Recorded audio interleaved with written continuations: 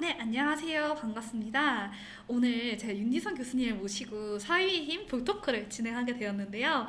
오늘 제가 몇 가지 공지사항이 있습니다. 우선 오늘은 북토크 방송이기 때문에 채팅을 활용한 소통은 하지 않을 예정입니다. 이 점 유의 부탁드리고요.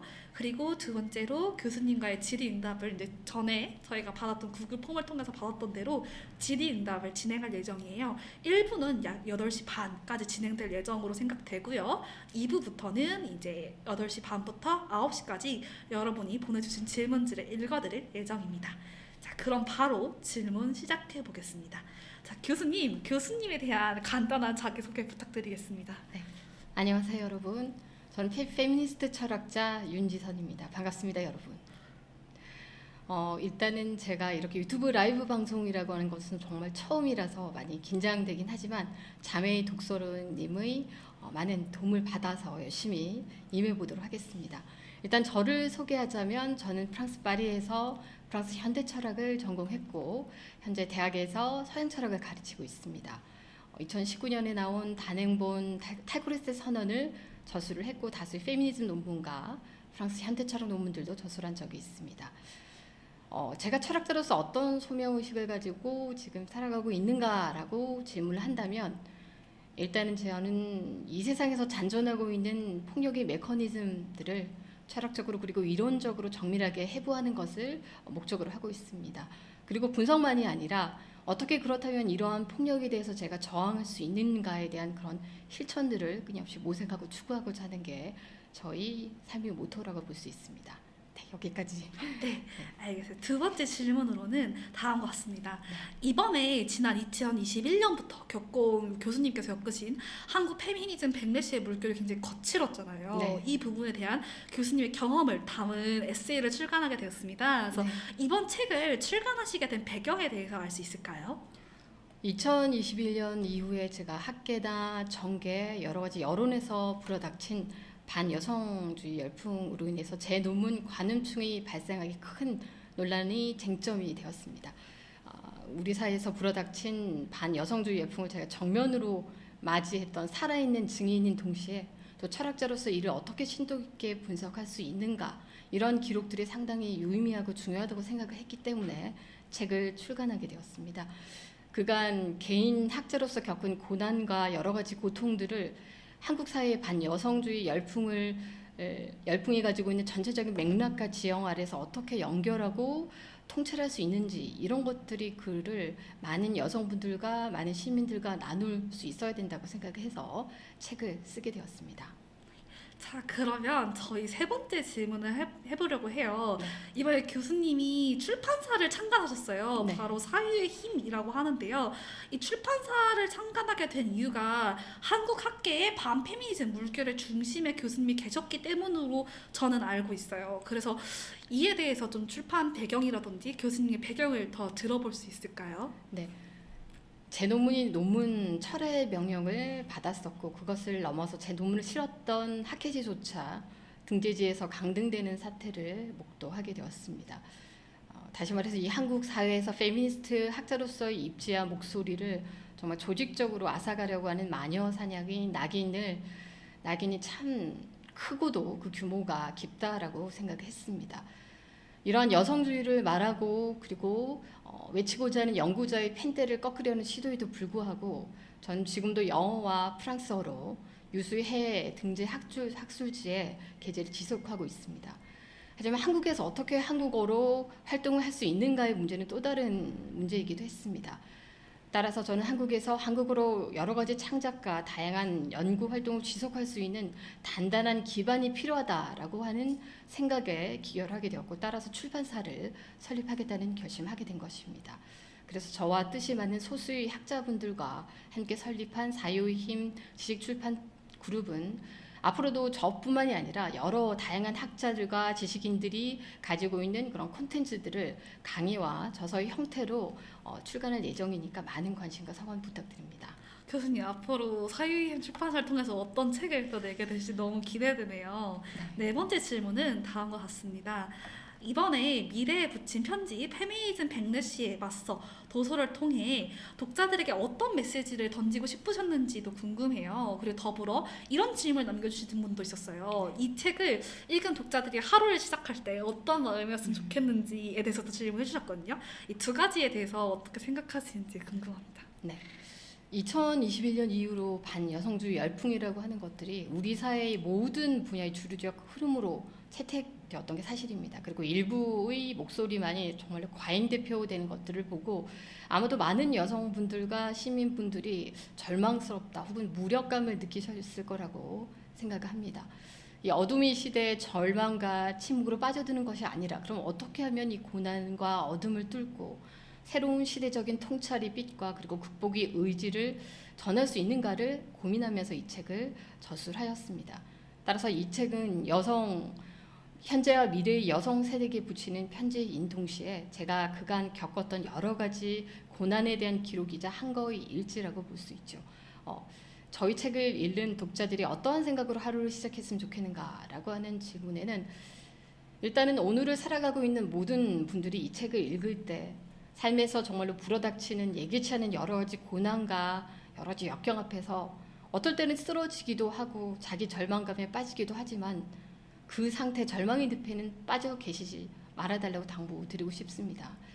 그 어떤 고난에도 자기가 가지고 있는 스스로의 가치를 믿고 그것을 장기적으로 그리고 높은 관점에서 조망을 하면서 자신이 앞으로 희망적으로 있을 수 있는 그 미래적인 시간과 공간 안에 자기를 투사하면서 좀 승리와 희망을 다지시기 바랍니다. 왜냐하면 저는 그런 방식으로 견뎌왔었고 설사 우리가 각계의 전투에서 여러 가지 실망과 실패를 맞이한다 할지라도 장기적인 관점에서 승리와 희망이라고 하는 것들을 그리면서 의지와 용기를 다지시길 부탁드리는 바입니다. 교수님이 사실 이거는 제가 질문으로 했던 얘기는 아닌데 네. 사실 이번에 제가 교수님을 함께 이제 지켜보면서 네. 교수님이 초창기에는 한 일반인 학자이셨는데 점점 여성 운동가로 성장하시는 모습을 많이 봤어요. 그래서 그에 대한 기록이 뭔가 책에 담겨 있을 것 같아서 굉장히 많이 기대하고 있어요. 감사합니다. 그리고 다음 질문 바로 넘어가 볼게요. 이번 책의 경우에는 이제 교수님이 겪으신 폭력 외에도 한국을 관통하는 백래시의 물결을 여성주의적 관점으로 해설한 책으로 이해하고 있어요. 한국 학제, 정치계, 학계, 법조계가 함께 이어지면서 진행되는 폭력에 대해서 챕터별로 이제 설명을 해주셨는데 이렇게 다학적인 분야에서 진행되는 백래시의 물결에 대한 교수님의 설명을 듣고 싶습니다. 제 책은 반여성주의 물결이 온라인 남성회원 사이트뿐만이 아니라 유튜브를 기점으로 시작되었다가 2021년 이후 대선을 앞둔 여러 정치계와 남궁미선 중심적인 학계나 언론, 사법계로 서서히 퍼져나간 그 과정을 아주 정밀하고 통찰력 있는 방식으로 분석했습니다. 제가 제시를 했던 목차에서 볼 수 있듯이 2021년 초 제 논문 관음증이 발생하기 일종의 쟁점화가 되면서 이 쟁점이 본격적으로 시작된 이후부터 어떻게 페미니스트 여성 철학자 한 개인의 삶의 기반이 완전히 뒤집어지고 침탈당하는지가 제 책에서 드러나 있고 이 고난이 단순 한 개인 사뿐만이 아니라 정치 사회적인 마녀 사냥의 일환임을 밝히고 있는 것이 저희 책의 내용이라고 볼 수 있습니다. 제가 재직하고 있는 대학 앞에서 여러 가지 성적 모욕 시부터 온라인 화상 수업이 사이버 테러 사건은 반여성주의라고 하는 것이 단순히 온라인 플랫폼 안에서만 갖춰져 있는 것이 아니라 오프라인이 실제 삶의 영역의 현장까지 침범해 오게 된 것을 잘 보여주고 있고 이러한 폭력 한가운데서 제가 어떠한 신경을 느끼고 그리고 그 폭력의 메커니즘은 또 어떻게 정밀하게 드러낼 수 있는가를 보여주고 있는 책이라고 볼 수 있죠. 그렇다면 어떻게 이러한 반여성주의가 오늘 온라인이 아니라 오프라인으로 넘쳐날 수 있었던 거에 대한 저희 고찰을 책에 있는 부분을 빌어서 얘기를 해드리도록 하겠습니다. 기존의 남궁 권력 질서를 수호하려고 하는 다양한 사람들이 일종의 집단적으로 페미니즘에 대한 반동과 여러 가지 증오들을 가지고 있었는데 주로 이들이 하는 방식이 여성 혐오성 여러 가지 발언을 놀이화하고 그리고 디지털 성폭력 콘텐츠라고 하는 것들을 아주 일상적이고 수익을 창출할 수 있는 어떤 것으로 계속해서 만들어 나가면서 소위 남성 하위 문화의 지하실을 키워내고 있었다고 봅니다. 그런데 그 이전부터 있었던 이런 경향성이라고 하는 것들이 2021년을 기점으로 해서 일종의 여성주의에 대한 집단적인 반발과 공격이라고 하는 것들이 더 이상 지하의 하위 문화에서 머무르는 것이 아니라 일종의 본격적으로 어떻게 그것이 수면 위로 메이저 언론으로 메이저 정치계로 올라갈 수 있었는가에 대한 분석을 한번 해보도록 하겠습니다. 일종의 그것이 가능하게 된 어떤 기폭제라고 보는 것은 일종의 각종 뉴미디어 그리고 메이저 언론사들 간의 협업을 통해서 일종의 반여성주의라고 하는 것들이 사회적 동향으로 편입되기 시작했다고 보고 있는 것입니다. 각종 남성 회원 사이트들에서 여성주의에 대한 여러 가지 적대적 게시물들, 여러 가지 댓글들, 반여성주의적 차원글들이 폭발적으로 증가하였습니다. 이러한 남성 하위 문화의 지하실 난동이 어떻게 주류 담론이 창구 중 하나로 이용될 수 있었는가? 그것은 그러한 지하실 난동이라고 볼 수 있는 각종 남성 커뮤니티에 있는 내용들을 그대로 시시각각 뉴스 피드에 퍼 올리면서 일종의 여론의 방향이라고 하는 것들을 특정한 방향으로 선점하고 있는 여론의 협업이라고 하는 것들이 아주 큰 활약을 반여성주의 열풍에 기여했다라고 볼 수 있습니다. 사실상 남성 회원들이 주로 있는 사이트에서 이제 갓 길어 올린 남성혐오 표식 어떤 찾기 열풍이나 마녀 사냥이 있었고 또 모든 우리나라의 사회 경제적 병폐의 원흉이라고 하는 것이 바로 페미니즘이다라고 몰아가는 게시물들이 인기라고 하는 것을 메이저 언론사들이 기사의 조회수로 이렇게 손쉽게 흡수하기 위해서 일종의 그러한 기사들을 그대로 옮겨 나가면서 안티페미니즘이 기사에 불리기에 기여를 하고 있다고 보는 거죠. 네. 제가 너무 제가 좀 말이 길어. 아니에요. 제가 그래서 이렇게 따라가다가 약간 제가 음. 사실 저희가 이렇게 보면서 따라가고 있는데 제가 중간에 놓쳤어요. 가지고 네네. 이제 교수님이 되게 여성주의 저는 사실 교수님과 이번 일을 함께 하면서 네. 저도 이제 디지털에서 오가는 남성 폭력의 피해자로서 교수님이 겪고 계신 일이 여성 운동의 역사라고 되게 생각을 많이 했었어요. 그래서 이 역사의 기록에 제가 함께 할 수 있어서 너무 감사할 제가 따름입니다. 감사드리죠. 네네. 그리고 이 책은 다양한 목차로 구성되어 있는데요. 네. 다음과 같습니다. 잠시만요. 제가 너무 긴장해가지고 죄송해요, 여러분. 이 책은 첫 번째 챕터는 폭풍의 잠입, 온라인 화상 수업 침입 사건. 두 번째 챕터, 관음충에 발생하게 쟁점화의 본격적 시작, 남초 사이트에서 언론으로 퍼져나가는 안티페미니즘의 물결. 세 번째 챕터, 안티페미니즘 물결의 주주화의 원인, 남성 혐오 표식 찾기 열풍과 숏커트 마녀 사냥. 네 번째 챕터, 대선 전 정치계의 안티페미니즘 동조와 2030 남성 표심 불리기 전략. 다섯 번째 챕터, 학계의 구조적 무지의 권력과 안티페미니즘과의 공명. 여섯 번째 챕터, 법조계의 반여성주의 동조와 마녀 사냥의 여론. 일곱 번째 챕터, 정치계의 학자의 학문의 자유 침해와 간섭, 그리고 한국연구재단의 논문 철회 결정. 여덟 번째 챕터, 여성가족부 폐지의 구호와 인구가족부 신설 정책의 의미. 아홉 번째, 철학연구회의 등재지 탈락과 2심 판결의 패소, 그리고 새로운 지평성 찾기, 페미니즘 물결의 다시 로 구성되어 있어요. 굉장히 챕터 하나하나가 묵직하고 교수님이 겪어오신 길을 역사로서 기록하는 책이라는 거 잘 알 수 있는데요. 이 중에서 가장 애정하는 챕터가 있으신지 궁금합니다. 네, 사실상 각 챕터는 제가 그동안 겪어왔던 고난이 단계 드리면서 그 고난을 제가 구조적으로 분석하는 하나의 통찰들을 담은 것이기 때문에 애정하는 챕터를 하나 고르라는 것이 정말로 너무 어려운 질문이기도 했습니다. 사실상 각 챕터를 적을 때마다 제가 그때 동안 겪어왔던 고난들을 다시 헤집어서 들여다보아야 했기 때문에 어떨 때는 너무너무 고통스럽기도 했고 또 이 글을 써 나가면서 오히려 그간의 어떤 고난이나 고통이라고 하는 것들을 제 내면을 담담히 누군가에게 털어놓을 수 있다는 점에서 또 정화되는 느낌을 받기도 했습니다. 이 책은 제가 한자 한자 눌러 쓴 일종의 희망의 편지이면서 제가 어떻게 투쟁해 왔는가, 그럼에도 불구하고 희망을 잃지 않았는가에 대한 일지이기 때문에 모든 챕터가 저에게는 정말 소중하다고 이야기하고 싶습니다. 네. 사실 교수님께서 이제 거대한 백내시 물결에 맞으셨던 피해자이자 당사자로서 언어를 기록한 거잖아요. 네. 사실 이러한 당사자의 언어의 책은 굉장히 쓰는 과정이 너무 고통스럽고 네. 또 그걸 정밀하게 기록하는 게 쉽지 않으셨을 것 같아요. 네. 교수님은 어떠셨어요?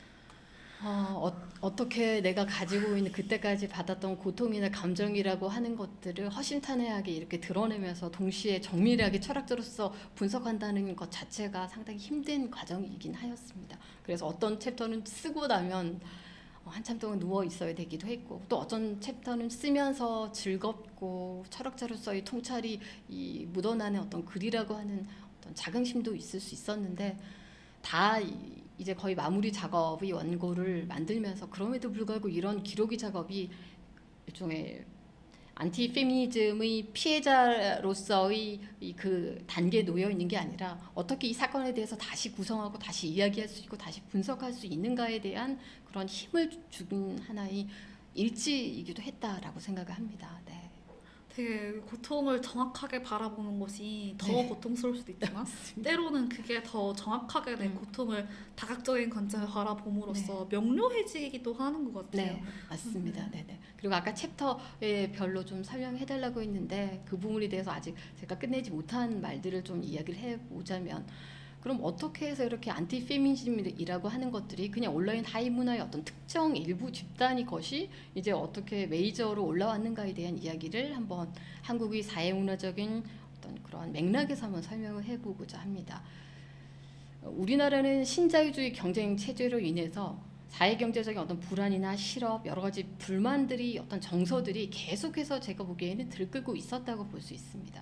그런데 그러한 사회경제적인 실업이나 비정규직에 대한 불안들, 불만들, 이런 정서들이 사실상 어떻게 보면 상부의 기득권층에게로 향할 수 있는 것이었는데, 오히려 그런 기득권층 상부 구조를 타격하려고 하는 것이 아니라 여성과 소수자들에게 이 사회적 불만의 정서를 표출하고 있고, 이것이 반여성주의 열풍을 설명할 수 있다고 볼 수 있습니다. 따라서 온라인 하이 문화에서의 반여성주의 열풍이라고 하는 것들이 어떻게 정치나 언론이나 사법계와 같은 일종의 주류 정서라고 하는 것으로 채택되고 있는지를 통찰하고자 하는 게 제가 이 책을 쓰면서 생각한 중요한 하나의 방향성이기도 했습니다. 2021년 전 세계 조롱과 놀라움이 대상이 되었던 남성 혐오 표식 찾기 열풍이라고 하는 것들이 도대체 어떻게 공적 담론 안에서 사과 형식으로 사과를 받아내게 되고, 그리고 그런 하부 문화의 일종의 소란처럼 보이는 것이 상부 메이저 문화에서 구조적으로 용인되는 것이 무슨 의미인지를 분명히 분석해 볼 필요가 있다고 생각했던 것이죠. 즉 기득권층은 이런 사회경제적 불안정이나 이런 불만에 대한 것들이 들끓고 있다는 것을 당연히 잘 인지를 하고 있었습니다. 그러한 사회적 불만과 실업이나 비정규직이 가지고 있는 불안이라고 하는 것이 넘쳐나는 이 시기에 여성주의라고 하는 사냥감을 이렇게 던져주고 대중들이 마음껏 그 증오를 표출할 수 있고 분출할 수 있도록 용인하였다고 보고 있는 것이죠. 그러니까 손가락 숨은 그림 찾기 열풍에 빠진 대중들에게 아니다, 그것은 잘못된 것이다라고 이야기하는 것이 아니라 맞아, 찾았구나, 미안하다, 죄송하다라고 하는 것들을 외칠 때 사실상 그런 사회 경제적인 불만이라고 하는 것들이 증오의 타겟의 방향이 틀린 것이 아니야, 너희들이 맞는 것이고, 절대로 다만 그 화나 불만이라고 하는 것들이 기득권층을 향해서 나아가지 않도록 끊임없이 다독이고, 그래서 가부장제 남군 권력이 절대로 위협받지 않을 수 있도록 일심동체에서 온 사회가 일종의 집단 퍼포먼스를 연기하고 있었던 것은 아닌가라고 생각을 하고 있는 것이죠. 위기라고 하는 용어를 그 영어 어원상으로 살펴보자면 크라이시스라고 얘기를 하는데, 그 위기라고 하는 용어의 분석을 보면 불확실성으로 가득 차 있는 어떤 여성적인 과정에서 불거지는 어떤 결정적 고비 순간이라고 보는 동시에, 그 결정적 고비 순간에 드러나는 인간의 본성들을 우리는 가감없이 펼쳐볼 수 있는 어떤 진실의 순간이기도 하다라고 볼 수 있습니다. 2022년 이후 우리를 강타를 했던 코비드-19 팬데믹의 여러 가지 여파와 더불어서 지속적인 사회경제적 격차의 위기라고 하는 것들이 젊은 세대들에게 미래에 대한 비관이나 여러 가지 절망들, 그리고 출생률 저하, 수저계급론 이런 것들을 대두시켰고, 이것이 정말 신자유주의 사회의 종말이냐 혹은 지속이냐를 결정짓는 고비의 순간이라고 할 수 있었죠. 이 위기라고 하는 고비 분기점 앞에서 기득권층이 일종의 생각해내고 용인하고자 했던 것은 한 사회 공동체를 구성하는 여론과 공적 담론을 일부 남성계층의 난장의 소란에 의해서 대체되게 만들었다는 것이죠. 즉 빈부격차나 실업과 같은 그런 긴장의 방향성을 기득권층이 가지고 있는 부의 독점에서 찾으려고 하는 것이 아니라 성평등으로 고통받는 2030 남성대, 이기적인 2030 여성의 프레임으로 재설정시키고자 했다는 것입니다. 따라서 이러한 정치 프레임이 어떻게 2030 남성을 대선 표심에 가르는 주요한 타겟으로 부상시킨 사회경제적인 맥락을 제가 분석을 하고 있다라고 보고 있습니다. 그리고 또 다른 챕터에서는 제가 학계에서 보이고 있는 다양한 여성 혐오에 대한 구조적인 무지의 권력, 즉 여러 가지 약자들이, 사회적 역자들이 겪고 있는 불평등이나 착취 현실에 대해서 알 필요조차 없다라고 생각하는 그들이 권력이 무지와 무시라고 하는 것들을 전 통렬히 이 책을 통해서 진단하고 있으며, 어떻게 학계에서 제 논문에 대해서 분노하고 괘씸했는지에 대한 공격도 잘 설명을 하고 있습니다. 제 논문 철회 명령이 부조리함과 더불어 그 논문을 실행시키기 위해서, 논문 철회를 실행시키기 위해서 최선을 다했다는 보수 정당의 입장 표명을 보면서 정치적 탄압으로 번지게 된 반여성주의 열풍의 위력을 정말로 실감하기도 했습니다. 그리고 제 논문을 실어주었다는 사실로 인해서 학회지가 등재지에서 탈락하게 되는 부조리를 보고도 학계에서 그 어떠한 집단적 연대의 움직임이 일어나지 않는 것을 보고 저는 이것을 학자 집단이 반여성주의에 대한 구조적 침묵과 동조, 철저한 무시 일환으로 읽어내고 있습니다. 이 책은 유튜버의 소송에 관한 직접적인 반박이 아니라 제 논문을 둘러쌌던 각종 분야에서의 다양한 탄압과 고난, 그리고 그 구조적인 폭력의 메커니즘을 제가 정밀히 다루고 있는 책이라고 볼 수 있습니다. 그리고 항소 포기 배경과 이후 그렇다면 우리는 어떠한 새로운 페미니즘이 물결로 나아갈 수 있는가를 외치고 있는 하나의 방증으로서 제 책의 펀딩 성공의 역사도 지금 생생히 기록하고 있는 중입니다.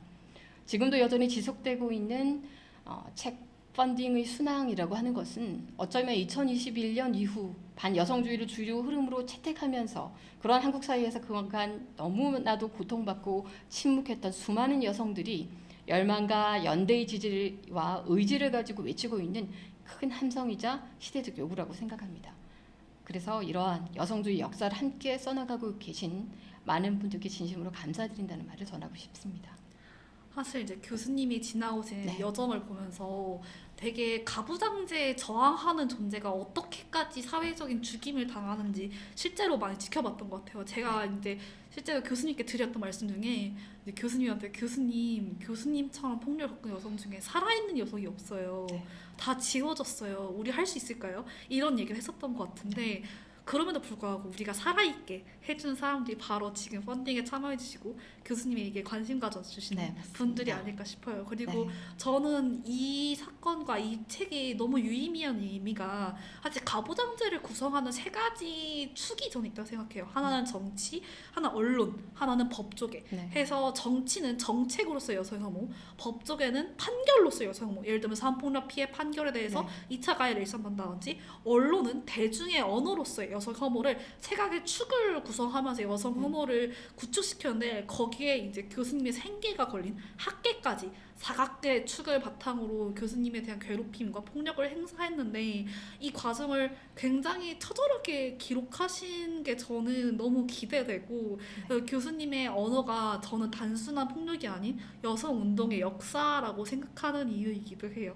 네. 감사합니다. 아니에요. 교수님 또한 우리가 살아가고 있는 현 21세기 지금 페미니즘 리부트 이후에 살아계시는 하나의 여성 생존자이자 살아있는 여성 운동의 헌신으로서 너무 버텨주셔서 감사할 따름입니다. 네, 근데 저는 정말 그렇게 생각해요. 되게 지금까지 이렇게 많은 공격을 받은 사람 중에 살아있는 사람이 있는가 한다면 없거든요. 정말 없어요, 그냥. 근데 이렇게 책을 내주신다는 게 너무 의미가 크다고 생각해요. 교수님도 알고 계시나요? 네, 감사합니다. 아니에요. 그리고 다음 질문이에요. 관음증의 발생한 논문으로 인해서 이제 남녀 커뮤니티를 중심으로 대한민국 전체가 함께하는 마녀 사냥의 중심에 있으셨잖아요. 사실 이 폭력은 마녀 사냥이라는 말이 가장 적합한 표현이라고 생각해요. 온라인상 마녀 사냥이고, 근데 그 과정을 견디실 수 있었던 중축의 힘이 저는 궁금한데 어떤 힘이 있으셨길래 그 버틸 수 있으셨을까요? 사실상 저에게 주어진 것이라고는 그리 많지 않았습니다. 제가 그때 동안 배운 여러 가지 철학책과 철학을 통해서 배운 여러 가지 통찰과 조망의 힘, 그리고 그것을 통해서 저를 더 먼 미래 시간으로 투사를 해서 이 정화가 투쟁의 가치가 결국 헛되지 않았을 것이라고 하는 것을 끊임없이 되새기는 것을 할 수밖에 없었습니다. 페미니스트에게 끊임없이 가해진 여러 가지 분야에서의 집단적인 공격과 만행들에 함몰되어서 그저 슬퍼하거나 자기 연민에 빠져 있을 시간이 제게 허락되어 있지 않았습니다. 어떻게 하면 이 사안에 함몰되지 않고 슬픔이나 절망의 늪에서 빠지지 않고 도대체 이것이 어떻게 사회적으로 그리고 정치계와 법조계와 여론과 언론과 학계 안에서 하나의 주류 정서가 될 수 있었는지에 대해서 이 사안 전체를 가로지르는 구조는 무엇인지, 그리고 제가 각각 겪었던 여러 가지 사건들이 어떠한 의미로서 배열되어 있는지를 마치 높이 떠 있는 하나의 새처럼 그 의미를 저망하고 통찰해내려고 노력하면서 견디고 또 견뎠다고 볼 수 있습니다. 이 모든 과정을 거치면서 저는 더 이상 현상과 고고한 거리감각을 유지한 채 안전하게 연구하는 진공 상태의 철학자가 아니었습니다. 시시각각 좁혀지는 침탈되어 있는 여러 가지 안정과 존엄을 위해서 매 순간 투쟁해야 하는 전사형 학자가 되어가고 있었던 것입니다. 정말로 현기증 나는 여러 가지 미로들을 매 순간 주파를 해나가면서 제가 얻었던 것은 정말로 흔들리지 않는 자기 조동감, 절대로 외부에서 파괴시킬 수 없는 내재적 힘의 원천을 끊임없이 발견해나고 그것을 들여다보는 것이었습니다. 저는 저를 갉아먹을 수 있는 절망이 외부로부터 스며들지 못하도록 마음의 우비를 정말로 단단히 여미고 온 심심을 내리치는 고통을 일종의 나를 단련하고 극복하는 계기라고 여기면서 인내해 왔습니다. 또한 저를 고립시키지 않고 지속적으로 연대해준 우리 페미니스트 활동가 김지연 씨와 그리고 여울팀의 실질적인 도움과 지지는 정말 이루 말할 수 없는 버팀목이 되어 주었기 때문에 이 자리를 빌려서 진심으로 감사하다는 말씀 꼭 전하고 싶습니다. 네. 사실 이제 몇 가지를 제가 얘기를 하고 싶은데 되게 높이 떠 있는 새가 이제 투쟁하는 전사의 학자가 됐다는 말 저는 되게 인상 깊었어요. 왜냐하면 제가 이제 페미니즘 이론을 공부해야겠다라고 생각한 이유가 바로 그 투쟁하는 것 때문이었거든요. 저는 이제 디지털 성범죄 모니터링을 하는데 진짜 너무 끔찍한 얘기가 제가 잠깐 숨이 들어요. 7세 이하의 여아가 성행위를 하고 있는 강제로 하고 있는 영상을 우연히 모니터링을 하게 된 거예요. 네. 이제 소지자가 저한테 정말 이렇게 영유아의 포르노를 저한테 썸네일을 보내주면서 거래하지 않겠냐라고 연락이 왔었는데 침투해서 모니터링 하다가 그때 제가 느꼈던 감각을 도저히 언어로 제가 지금 갖고 있는 언어로는 설명이 안 되는 네. 거예요. 그래서 그 폭력의 언어를 어떻게 내가 내뱉을 수 있는가 이거에서 되게 여성 운동을 배워야겠다고 생각을 많이 한 것 같아요. 네. 되게 실존하는 감각을 명확하게 얘기하기 위해서 오히려 학술적인 관점이 필요했던 것 같은데 교수님도 비슷한 맥락이셨던 것 같아요. 네. 그럴까요? 네. 네.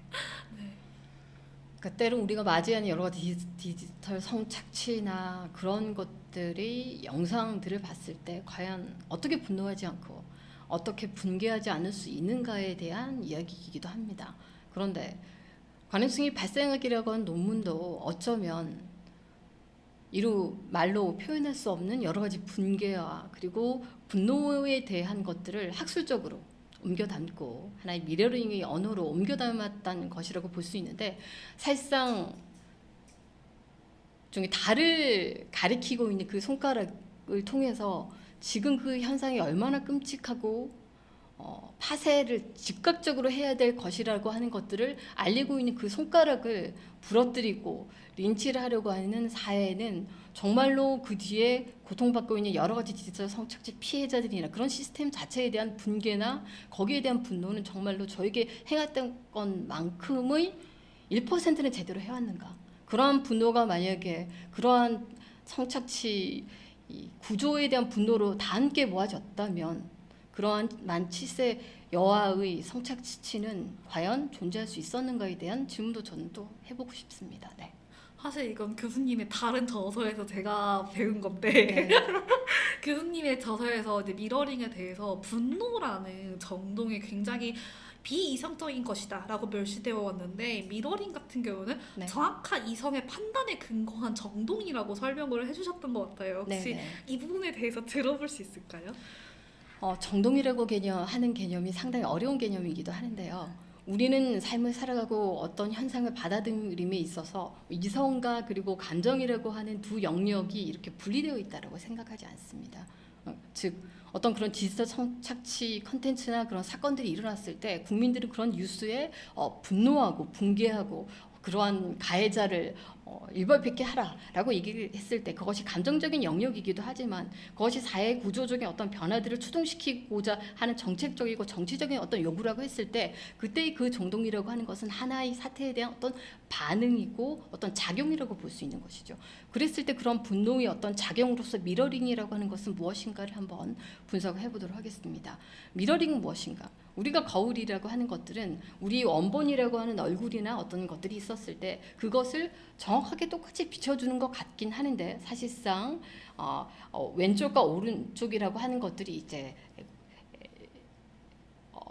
반대로 나타나 있는 것이라고 볼 수 있습니다. 그래서 미러링이라고 하는 것을 페미니즘적으로 차용을 한다고 하면 구조적으로 보기에 상단과 하단에 있어 보이는 특권층 남성 계층과 그리고 지배자로서 여러 가지 성착취나 폭력 착취를 당하고 하는 여성이라고 하는 그러한 상부와 하부의 구조로 이루어져 있는 그런 지배의 현실이라고 하는 것들을 다시 거울처럼 비추면서 그것이 어떻게 역전될 수 있는가를 좀 여러 가지 미러링이 단어들로 사용하고 있었다라고 하는 거죠. 여성들에게 다양한 방식으로서 여성 혐오의 용어를 했을 때 어떻게 여성들이 반격의 똑같이 거울을 비추면서 반격의 용어로서 다시 남성들에게 쏘아붙이는 하나의 그런 용어들이 소위 그런 분노의 감정과 일종의 작용과 일종의 반응으로서 즉각적으로 드러났을 때 소위 어떻게 저러한 여성들이 이렇게 바로 반응을 하고 받아칠 수 있는가에 대한 놀라움 혹은 이때같이 했던 여성 혐오라고 하는 용어라고 하는 것들이 즉각적으로 중단되어야 하는 어떤 잘못된 것이라고 하는 것들을 거울처럼 보여준다고 하는 점에서 미러링은 분노의 정동을 적극적으로 활용하고 있다고 볼 수 있죠. 그러니까 우리가 혁명이 일어나기 위해서는 사실 감정적인 인지도 필요하잖아요. 네. 그러니까 어떤 거에서 저는 무감각한 게 더 위험하다고 생각해요. 폭력 앞에서 폭력을 인지하지 못하게 하는 게 바로 감정의 무감각화라고 생각을 해서 저도 되게 미러링의 기반이 되는 여성주의적인 관점이 되게 소중하고 귀한 관점이라고 생각을 해요. 네. 네, 맞습니다. 네. 그럼 이제 다음 질문인데요. 혹시 후속작 예정이 있으신지 여쭤봐주셨어요. 죄송합니다. 아니에요. 혹시 후속작이 있으실까요?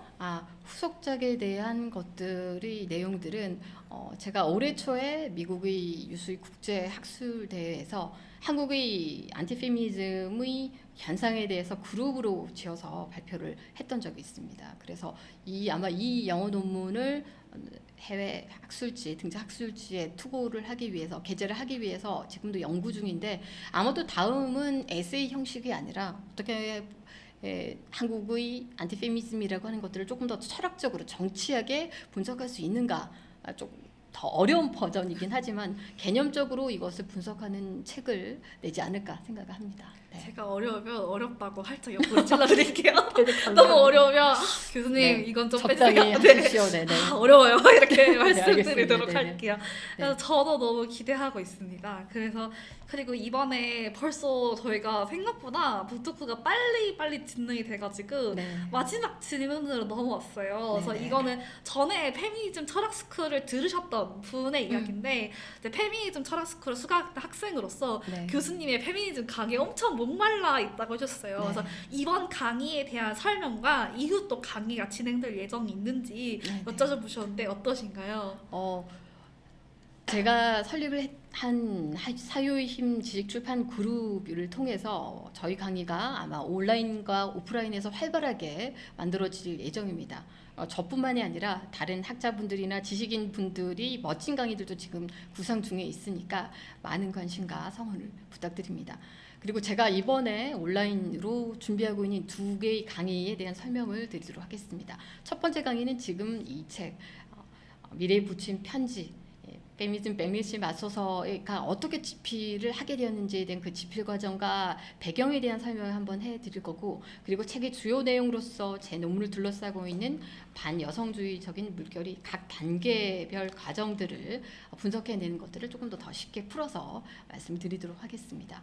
그리고 두 번째 강의는 논란이 중심이 되었던 저희 논문 관훈충이 발생하기 집필 배경, 그리고 이 관훈충이 발생하기 바로 직격으로 이야기하고 있는 디지털 성착취 범죄자가 어떻게 우리 사회에서 사회적으로 용인되고 발생할 수 있었던가에 대한 시스템을 분석하는 내용들을 강의로 만들어 볼 것입니다. 그래서 한국어로도 제 강의와 연구 내용이라고 하는 것들을 여러분들이 언제든 접할 수 있도록 사유힘 지식출판 그룹을 제가 만들었기 때문에 앞으로 더 자주 여러분들과 소통할 수 있으리라고 생각을 합니다. 그래서 이번에 네. 강의를 신청하지 못하신 분들은 오늘 강의 변경할 수 있으니까요. 텀블벅에서 사이의 힘 강의 세트 많이 관심 가져주시면 감사하겠습니다.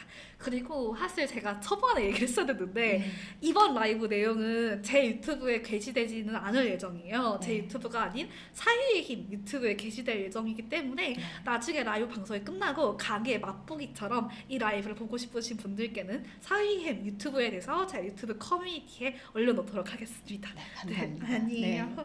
그리고 이제 잠깐 저희가 10분 정도 쉬었다가 다시 오도록 할게요. 저희 지금까지 1부 봐주셔서 감사했고요. 사실 1부가 이렇게 빨리 끝날 줄 몰랐어요.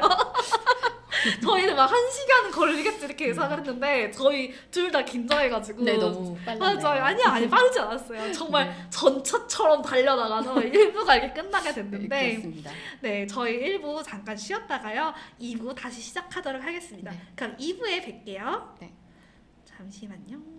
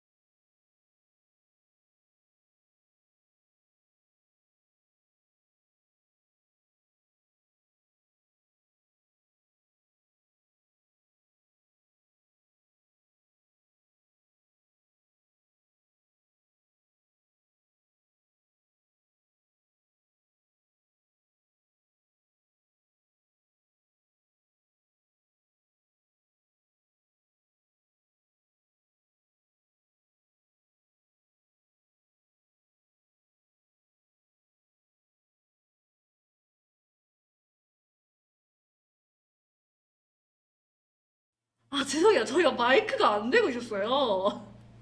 죄송합니다. 제가 마이크가 안 되고 있었어요. 죄송합니다. 아, 나 세상에. 제가 너무 긴장해가지고. 아, 죄송합니다. 죄송합니다. 죄송합니다. 여러분. 다시 시작할게요.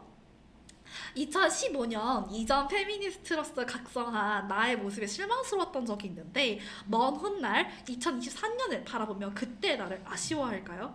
뭘 해야 잘했다고 만족할지 모르겠어요. 이런 생각은 나를 너무 몰아붙인 생각일까요? 아니면 정말 잘하고 싶고 좋은 결과를 마주하고 싶은 소망이 만들어낸 생각일까요? 근데 저도 이랬던 적 있거든요. 제가 페미니스트 활동하면서 계속 자기 검열을 하게 되고 자기 혐오로 이어졌던 적이 되게 많아요. 다른 사람을 보면서 막 루키즈에 빠진 저를 혐오하게 되고 계속해서 다시 뭔가 코르셋 세상을 너무 선망하게 되는다. 너무 혐오하게 되고 남자를 사랑하는 버릇을 못 버린다. 근데 혐오하게 되고 이러한 계속된 자기 혐오 속에서 운동을 이어왔었는데 이에 대한 교수님의 얘기가 궁금합니다. 네. 제가 보기에 많은 한국의 여성 페미니스트들은 스스로를 끊임없이 반성하고 성찰하고 그러한 것에 열려 있는 분들이라고 생각합니다. 철학적으로 봤을 때 이렇게 반성과 통찰과 성찰이라고 하는 것은 상당히 고차원적인 기능이라고 볼 수 있는데요. 페미니스트로서 나 잘 살고 있는가? 그전이 나와 지금이 나는 얼만큼 변화하고 있는가에 대한 질문이라고 하는 것은 앞으로 더 잘 살기 위한 그리고 단순히 우리 세대뿐만 아니라 앞으로의 미래 여성 세대에게도 더 좋은 사회를 만들 수 있었으면 좋겠다라고 하는 그러한 책임을 가지고 있는 정말 의미 있는 통찰이라고 생각합니다. 다만 이 통찰이나 반성이라고 하는 것들이 자기 자신을 공격하고 혐오하게 하는 칼날이 되지 않는 방식으로서 그러한 질문들을 유의미하게 가동하면 어떨까라고 생각합니다. 왜냐하면 끊임없이 내가 지금 현재 잘하고 있는지 혹은 과거에는 얼만큼 부족했는지를 찾는 것이 아니라 내가 지금 살고 있는 삶의 현장에서 얼마만큼 여성주의라고 하는 것으로부터 내가 밀접하게 있는지 그리고 더불어서 그 여성주의라고 하는 실천들과 그리고 비판들이 어떤 의미가 있는지를 함께 뭐 여러 가지 동아리 활동을 통해서 함께하는 여성 친구들을 통해서 이야기할 수 있는 측면에 스스로에게 칭찬을 해줄 수 있는 그런 긍정적인 모습들도 좀 보였으면 좋겠다라고 얘기를 합니다. 많은 여성분들이 너무 지나치게 완벽하고자 하는데 페미니즘이라고 하는 것은 끊임없이 진동하고 공명하는 운동이기 때문에 완벽주의라고 하는 것으로 스스로를 포박하지 말고 그럼에도 불구하고 아주 나이가 많이 든 할머니가 돼서까지 나는 미래의 여성 세대에게 함께 페미니즘을 이야기할 수 있고 더 나은 미래를 함께 그때에도 건강하고 정정하게 이야기할 수 있고 만들어갈 수 있는가를 생각하려면 지금 여러분의 지금이 건강과 그리고 자기 긍정성이라고 하는 것들을 같이 복돋아줬으면 좋겠다라고 생각합니다. 네. 되게 긍정적인 방향에서의 우리의 인파워먼트가 더 집중돼서 운동을 하는 것도 좋은 방법인 것 같아요. 저도 네. 되게 자기 혐오를 오래 했었는데 그렇게 도움되지 않더라고요. 네. 그냥 사실 우리가 100%의 페미니즘을 하기 위해서 페미니즘을 하는 게 아니잖아요. 여성 인권 운동이라는 거대한 목표를 향해서 나아가고 있다라고 생각하는데 교수님이 느끼시는 그런 나아감의 목표는 어떤 거가 있을까요? 일단은 여성주의를 생각하고 그걸 실천하려고 하는 많은 여성들이 생존하는 것조차 힘들다라고 하는 말씀을 많이 하거든요. 그래서 제가 그 전에 트위터에서 올렸는데 그 많은 여성분들이 생존해 주시고 존재해 주셔서 감사하다라고 하는 이야기를 했습니다. 왜냐하면 이 세상에서 페미니스트로 살아간다는 것은 소위 남초 사이트에서 얘기하는 프로 불편러라고 하죠. 가부장제 시스템에서 그냥 복무를 한다던가 혹은 거기에 대해서 별로 문제의식을 가지지 않기만 하면 되는 세상에 왜 이것이 시스템적으로 잘못됐고 왜 이것이 여러 가지 성착취나 그런 것들 연결고리가 되었는지를 하나하나 눈을 뜨고 깨어있는 세상에서 산다는 것이 참 쉽지 않고 그것을 실천하려고 했을 때 많은 돌팔매와 많은 비판과 자기검열의 덫에 걸리기 때문입니다. 그렇다고 봤을 때 우리가 나아가야 될 어떤 페미니즘의 목표라고 하는 것은 무엇인가? 그 생존이라고 하는 것을 스스로가 위협하지 않으면서 함께 공존할 수 있는 방식으로 평등과 그리고 정의라고 하는 것들을 나눌 수 있는 그러한 연대의 어떤 자리 그런 것들이 분명히 유지되지 않으면 한 여성 페미니스트 개인이 모든 것을 짊어지고 스스로를 채찍질하는 것은 너무 과학적인 방식이 아닌가라고 저는 생각합니다. 네. 결국에는 우리가 서로의 연대를 통해서 네. 안전한 그물망을 맞습니다. 만들어낸다는 얘기겠네요. 맞아요. 네. 그래서 저는 이건 좀 개인적인 질문인데 네. 아까 말씀해 주셨듯이 생존 자체가 너무 힘든 운동이다 보니까 네. 가끔은 내가 행복해도 되는가? 에 대한 자학에 빠질 때도 있어요. 이렇게 고통스러운 세상 속에서 내가 웃을 수 있다는 건 망각이 내가 다른 여성의 고통을 망각하는 게 아닌가 이렇게까지 극단적으로 생각하게 될 때도 있거든요. 아니면 너무 끔찍한 뉴스를 봤을 때 거기에 몰입해서 몇 날 며칠이고 힘들어하고 특히 저는 엠번방 사건 터졌을 때 어린 아이들을 못 봤어요. 너무 힘들어가지고 이런 상태에 대해서는 어떤 말씀 해주실 수 있으실까요?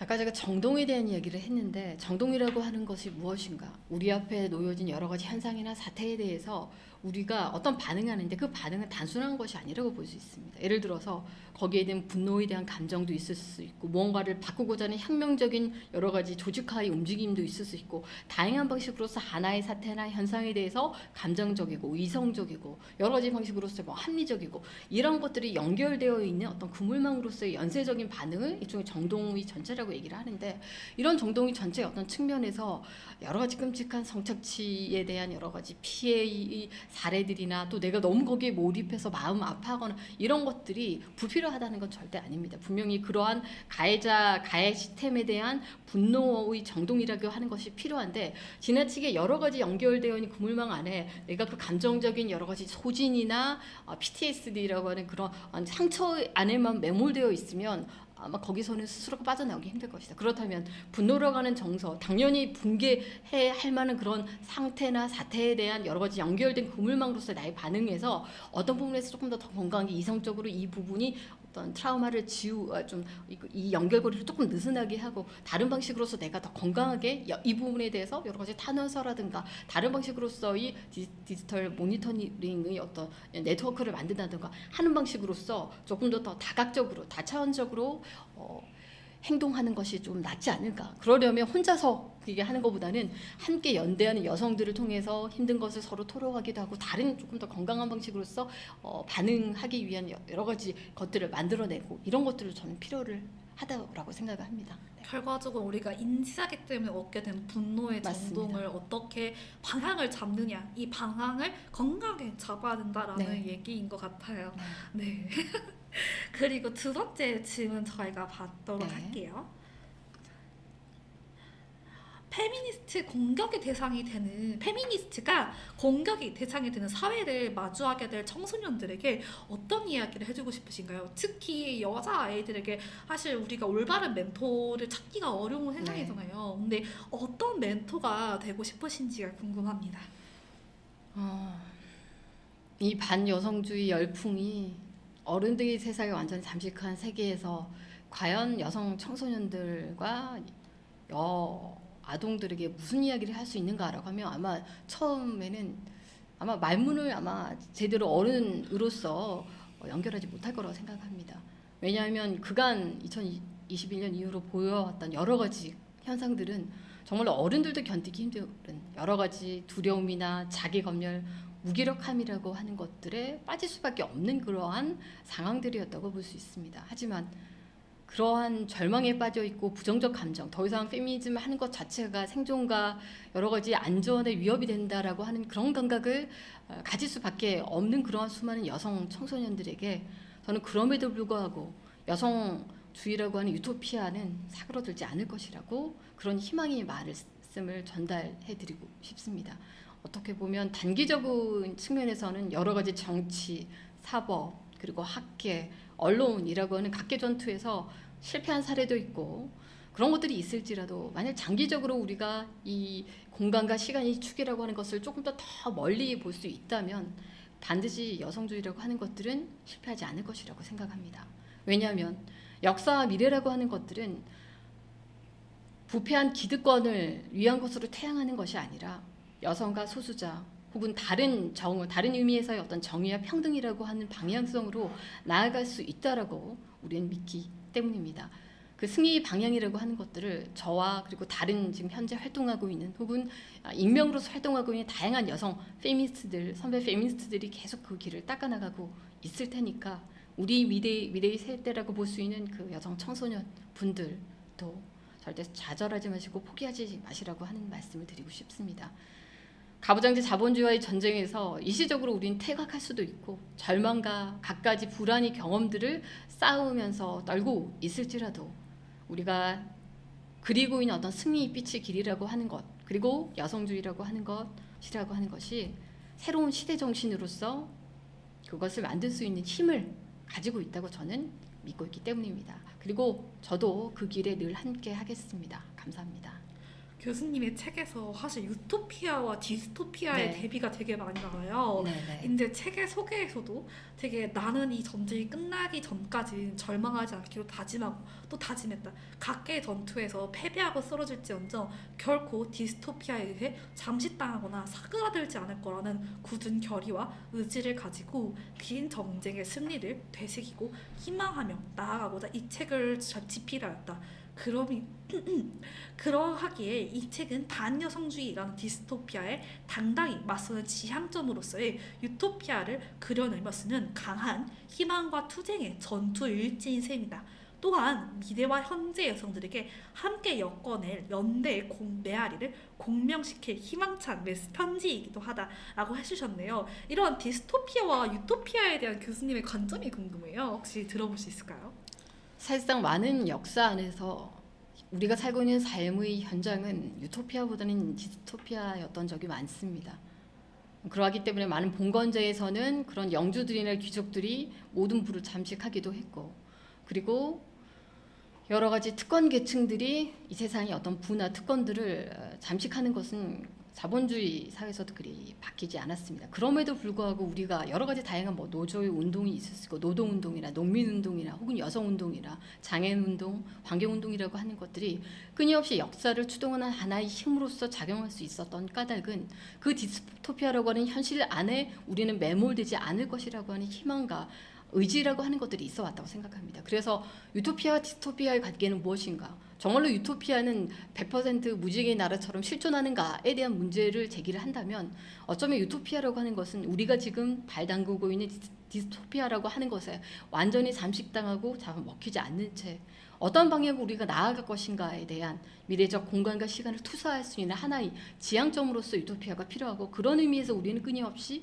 여성주의 운동 혹은 다른 사람들에게서는 환경운동 혹은 다른 사람에게 있어서는 노동운동의 형태로서 끊임없이 앞으로 나아가는 미래적인 투사의 어떤 활동들이라고 생각을 합니다.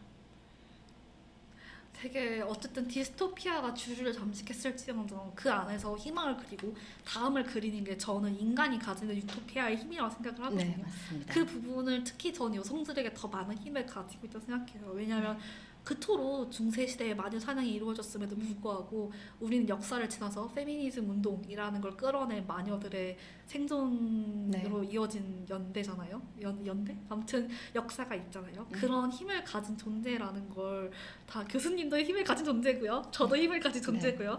이걸 방송을 보시는 모든 분들이 그런 힘을 가진 존재라는 걸 잊지 않았으면 좋겠습니다. 네. 네. 그리고요. 두 번째 질문을 볼게요. 지금부터는 조금 더 개인적인 페미니스트로서 가지는 고민에 대한 질문을 던져보려고 해요.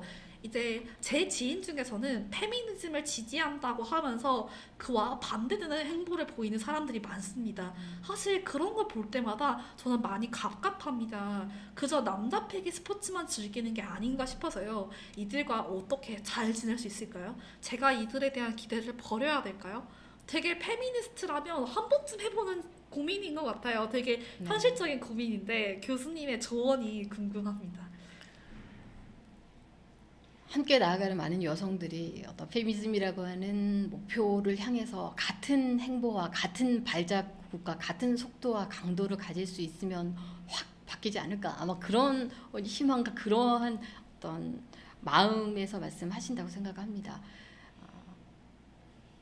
그럼에도 불구하고 아마 페미니즘을 처음 입문한 사람들도 있을 수 있고, 페미니즘이 저 멀리 저 역사에서 오랫동안 발자취를 가지고 계신 여러 가지 선배 페미니스트들도 있을 수 있고, 혹은 그 과정에 지금 동참하고 있는 분들이 있다라고 했을 때 아마도 단일한 방식으로서 페미니즘의 속도와 강도, 발자국이라고 하는 것들을 동일선상에서 다 가지고 가긴 아마 힘들 수도 있다. 그럼에도 불구하고 우리가 각기 다른 속도와 발자취와 다른 위치성에서 움직이고 있긴 하지만, 그럼에도 여성주의가 왜 이렇게 요구되고 있고 여러 가지 여성에 대한 폭력이나 착취라고 하는 것에 대한 공통된 분노가 있다라고 하면 그런 의미에서 우리는 각각의 속도와 강도를 가지고 함께 나아갈 수 있다라고 하는 믿음은 끊어지지 않았으면 좋겠다. 그럼에도 불구하고 현실적으로 삶을 살아가면서 저 아이는 이런 측면에서 가부장제에 너무 타협하는 것 같은데 이런 측면에서는 완벽한 페미니즘의 어떤 강도나 속도에서 너무 느리지 않는가라고 하는 생각을 분명히 가질 수 있고 비판할 수는 있지만 같은 여성으로서 가지는 어떤 페미니즘에 대한 여러 가지 욕구나 요구 그리고 거기에 대한 필요성이라고 하는 것들을 함께 감지하고 있다라고 하면 기다려주고 함께 나아가고 다른 강도를 가지고 있다 하더라도 연대할 수 있었으면 좋겠다라고 하는 게 저희 입장이기도 합니다. 네. 근데 같은 여성이기 때문에 기대하는 바가 있으니까 네, 맞습니다. 더 네. 깊은 상처를 받는 것 같아요. 네, 사실 네. 저도 이제 제가 안티 페미니스트 받는 상처보다 같은 페미니스트 진영 안에서 제가 누군가에 실망을 줬을 때 저 스스로에게 실망하는 게 더 크거든요. 그런 것처럼 좀 되게 결국 애정하기 때문에 나온 상처라고 저는 생각을 해요. 근데 이러한 상처가 너무 이제 격해졌을 때 이걸 다스리는 방법이 있을까요? 어떻게 다스리면 좋을까요?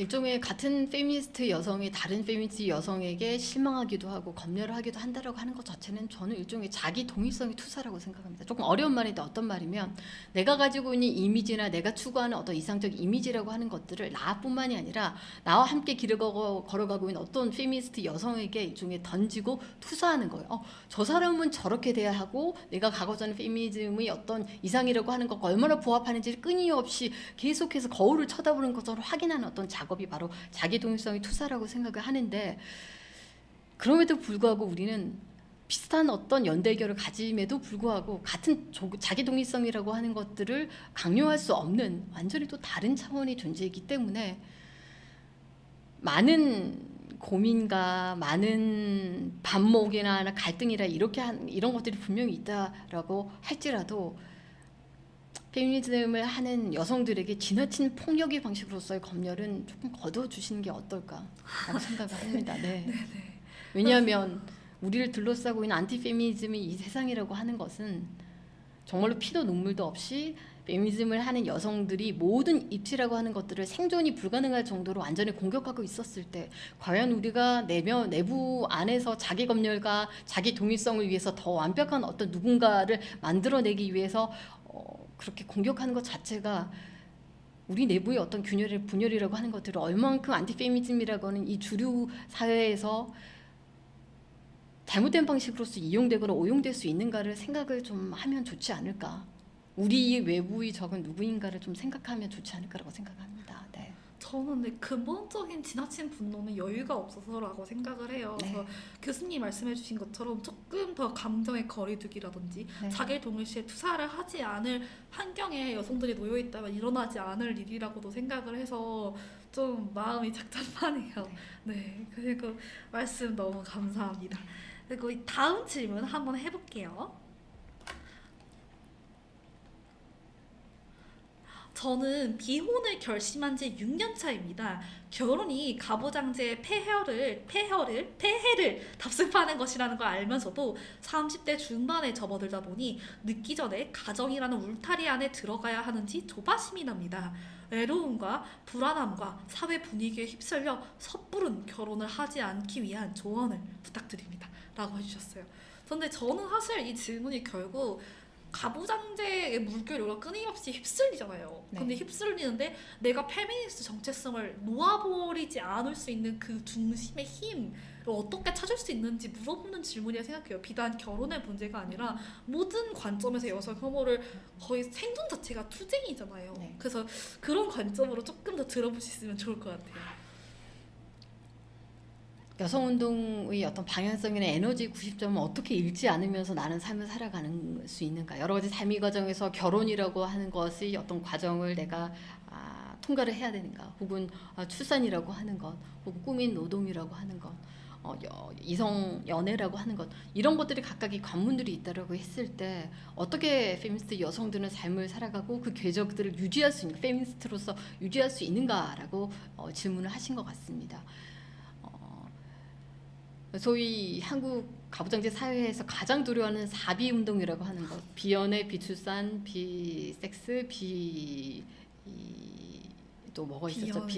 비연애 이런 것들이 있었다고 했을 때 많은 사람들은 이것이 모든 한국 사회의 사회문화 경제적인 원흉이라고 생각했습니다. 하지만 엄밀하게 얘기를 하면 노동자들이 그러한 고용주들이 여러 가지 폐해나 구조적인 폭력에 반대하기 위해서 일으켰던 파업, 스트라이크의 하나의 일종이라고 볼 수 있습니다. 가장 평화적인 방법으로서 가부장제에 기여할 수 있는 여러 가지 방식의 것들을 하지 않음을 선택하는 것, 파업을 선택하는 것이 바로 페미니스트들이 결정하고자 했던 것인데, 그렇다면 가부장제 사회는 물어봐야 합니다. 무엇이 그들을 파업하게 만들었는가? 왜 결혼과 이성의 연애라고 하는 것, 그리고 출산이라고 하는 것, 이런 것들이 왜 많은 여성들로 하여금 하나의 억압으로 느낄 수밖에 없었는가에 대한 여러 가지 사회, 경제적, 문화적, 역사적인 맥락이나 배경이나 이런 것들이 맥락에 대한 것들에 대한 원천적인 재고찰이라고 하는 것들이 가부장제 사회에서 일단 있어야 될 것이고, 그런 것들이 해결되지 않은 채 여전히 여성들은 각계 전투로서 스스로가 결혼하지 않고 이성의 연애를 하지 않고 출산하지 않는 방식을 끊임없이 하지 않음이 파업으로서 결정적인 어떤 페미니스트 하나의 지표로서 삼으려고 하는 것이 상당히 쉽지 않다라고 하는 것들을 저도 누구보다도 잘 알고 있습니다. 왜냐하면 여성으로서 살아남는 것이 하나의 과정이자 생애의 어떤 과정이자 환경 조건으로서 아예 세팅을 해놓은 것들이 그런 것들이었고, 그 사회 경제적인 조건이 세팅 바깥 로 하지 않음이라고 하는 그 파업을 결정한다는 것이 얼마나 어려운 것인지를 잘 알고 있기 때문입니다.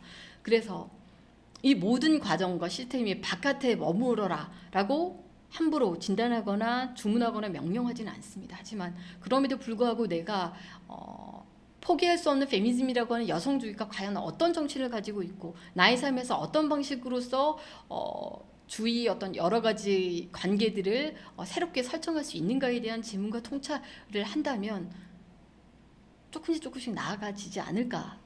그 구심점의 어떤 에너지를 지나치게 어떤 것이라고 명명하는 순간 거기에 따르지 않는 많은 여성들에 대한 실망과 혹은 비판과 검열들이 기재가, 왜냐하면 나는 이만큼 이 시스템이 바깥에 있으면서 고통받았는데 너는 그 안으로 들어가면서 페미니즘 한다고 라고 하는 것은 이 섭섭함과 시스템에 누군가가 또 들어가기 때문에 나는 더 열애될 수밖에 없다라는 그런 불안감이 부사된 것이기 때문에 상당히 복합적인 문제이긴 하지만, 페미니즘 에너지 어떤 공명과 어떤 주기적인 그 지속 가능성이라고 하는 것은 내가 어떻게 여성으로서 살아가야 할 것인가, 그리고 나는 미래 여성들에게 어떤 길과 어떤 사회를 물려주고 싶은 것이고, 그리고 개인적인 측면에서의 파업으로서의 비혼, 비출산, 비연애뿐만이 아니라 이것을 어떻게 전체적인 사회구조적인 차원에서 바꿀 수 있는가의 어떤 문제들도 분명히 요구해야 될 것이라고 생각합니다.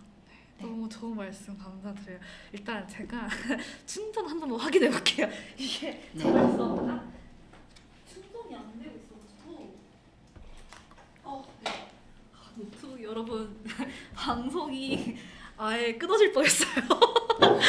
제가 충전이 되고 있는 줄 알았는데 네네. 충전이 안 돼 끊어질 뻔한 줄 알고 깜짝 놀랐고요. 두 번째는 저는 어쨌든 파업을 하고 있는 여성으로서 네.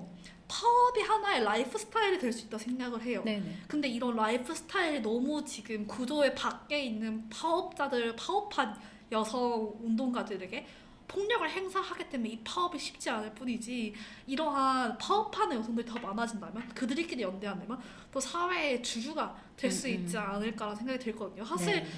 저는 되게 많은 여성 운동이 동시에 이런 고민도 해요. 왜 이렇게 정상성을 원하지?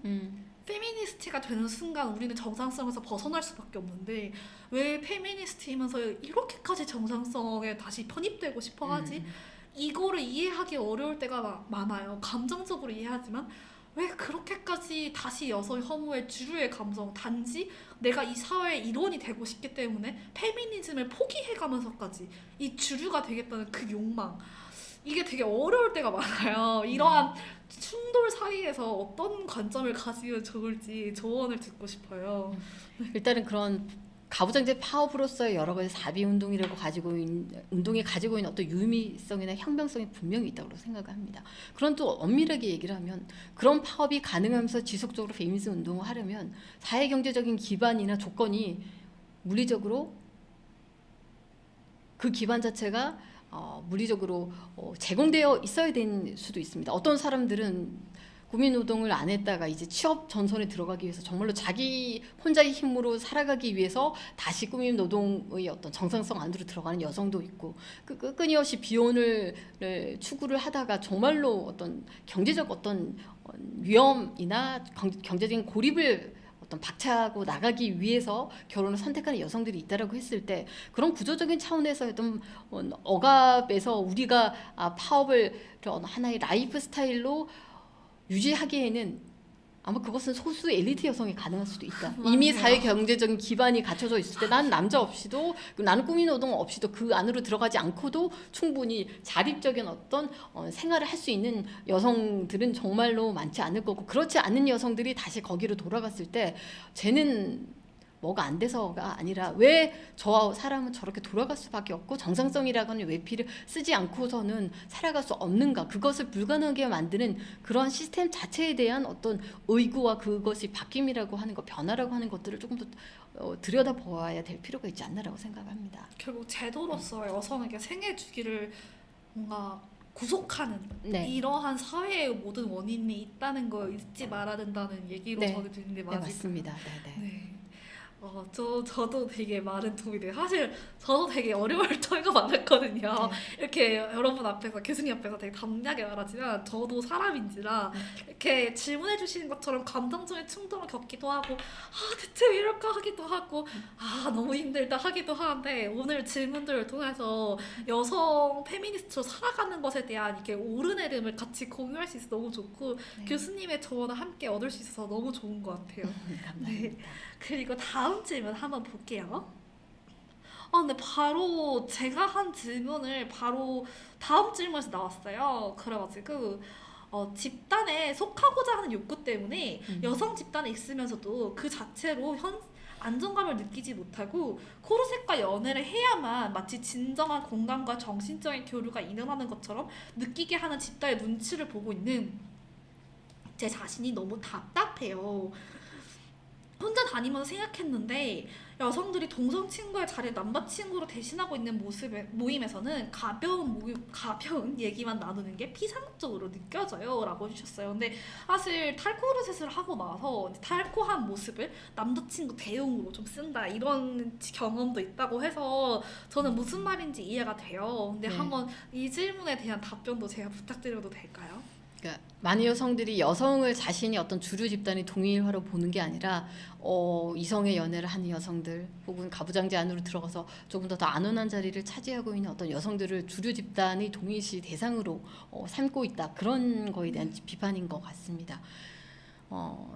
소위 페미니즘을 하는 여성들 혹은 노동운동을 하는 사람들이라고 하는 것은 기득권 계층과는 전혀 반대되는 어떤 행보를 보이고, 그 기득권 집단이 가지고 있는 시스템적인 불합리라고 하는 것에 바로 손가락질을 하는 집단이라는 점에서 비주류가 맞습니다. 그럼 그 비주류 집단에 소속되면서도 여전히 이상적인 부분이나 내가 주류화하는 것으로 소위 동일시할 수 있는 집단은 뭐 기득권층, 부자의 집단 혹은 이성의 연애를 하는 집단이라고 보는 것은 어쩌면 지금까지 우리 사회문화적인 교육이나 이데올로기 교육에서 어쩌면 아주 당연시 되어 왔다. 왜냐하면 그것이 아예 내면화된 방식으로서 교육화 되어 왔기 때문이다. 그래서 많은 여성들이 이 여성의 집단 안에 스스로, 페미니즘 안에 여성의 집단 안에 스스로를 동일화하는 것이 아니라 그렇지 않는 주류 집단에서 동일시를 할 수밖에 없는 것은 사회교육과 그리고 이데올로기 장치의 효과이다. 그렇다면 그러한 이데올로기적인 효과의 장치를 어떻게 거기서부터 완전히 해방될 수 있는가는 끊임없이 새롭게 감각하고 새로운 방식으로서 세상을 보고, 그리고 무엇이 내가 정말로 성공이라고 하는 표준의 여성의 모습 무엇인가에 대해서 다시 재정립할 필요가 있다. 그리고 그런 것들이 가능할 수 있는 새로운 교육과 새로운 방식의 보기라고 하는 것들이 제시되어야 될 필요도 있다고 생각합니다. 정말 너무나 맞는 말씀이라 넉넉히 들었어요. 근데 동시에 저는 이런 문제는 대체로 건강한 커뮤니티가 없기 때문에 일어나는 일이라고 생각해요. 사실 저는 아까도 얘기했다시피 감정적으로 내몰리게 되는 건 여유가 없어서인데 주변에 그 소위 말로 천지빛깔이니까 페미니스트 친구이면 조금 더 여유가 생겨요. 왜냐하면 내가 이 친구가 페미니스트가 아니고 이 친구가 조금 열혈을 한다고 하더라도 난 다른 친구 만나면 되니까 취사 선택을 할 수 있단 말이에요. 근데 이러한 되게 내가 공동체에 속하지 못하는 소외감으로부터 인한 고통은 아무래도 정말 우리 한국 사회가 가지는 한계로 인한 것이라고 저는 생각이 들어요. 그리고 네. 동시에 비혼 여성들이 이런 고민을 하는 게 너무 좀 마음이 아프고 또 더 열심히 뭔가 연대의 장을 만들어 봐야겠다는 생각도 드네요. 네. 네, 그렇습니다. 너무 한 줌단이어가지고 정말 그래서 많은 고민들이 여기서 시작되는 거고 그럼에도 불구하고 우리는 세상을 바꾸고 있다 생각해요. 출산율이 나날로 떨어지고 있잖아요.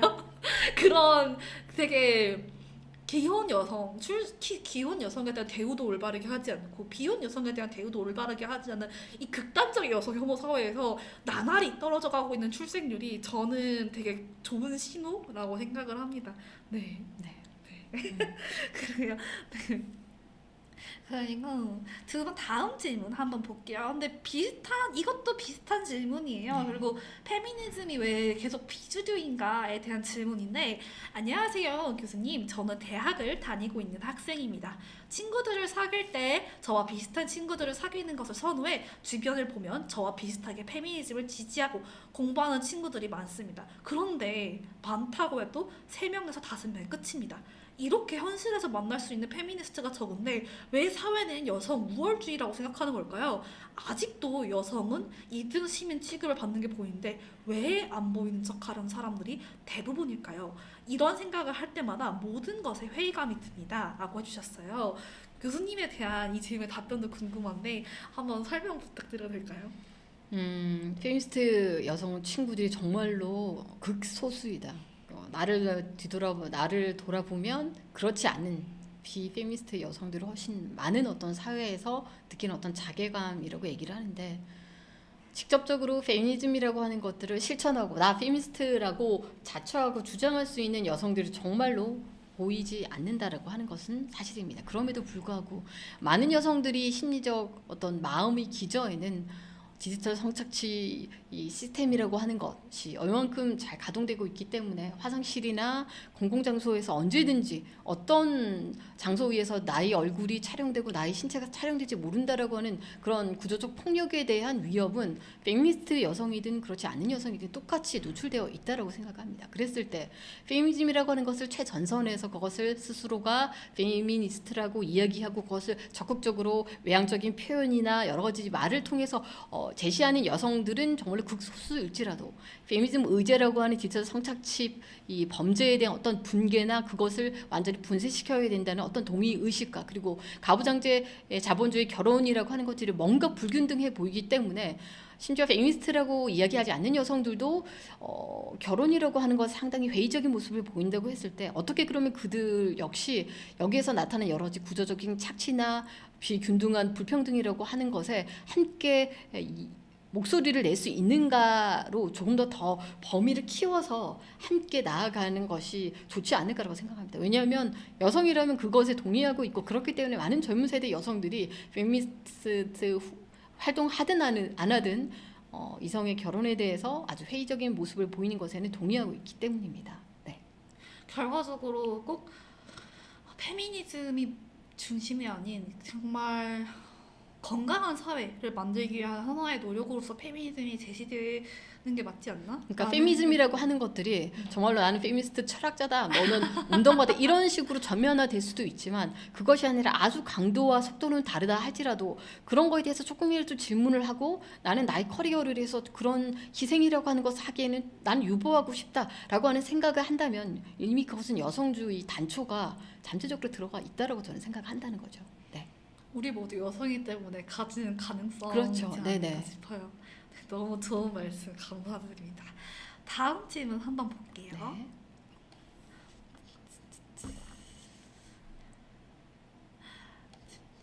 백래시를 정면으로 맡고 있는 여자들에게 하고 해주고 싶은 말이 있나요?